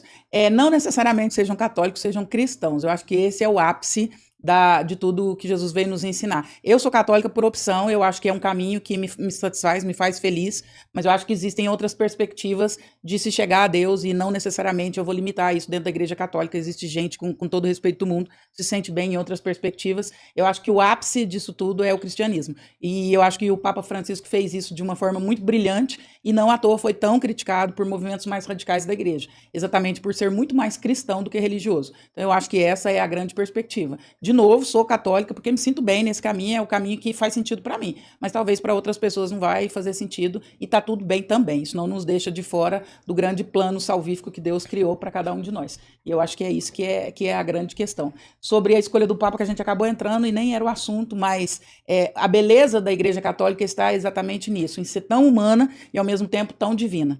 Quando eu falo que essa escolha é humana, eu não estou deteriorando o conclave, a escolha nem nada disso. Muito pelo contrário. Eu estou dizendo que essa igreja só sobrevive 2000 anos depois por ela ser extremamente humana e extremamente divina. Ela não é uma igreja esquizofrênica, ela não é uma igreja que vive em transe, mas ela é uma igreja que permite que a inteligência de cada um possa exercer seu papel dentro da humanidade. E é isso que é bonito e é por isso que eu estou aqui.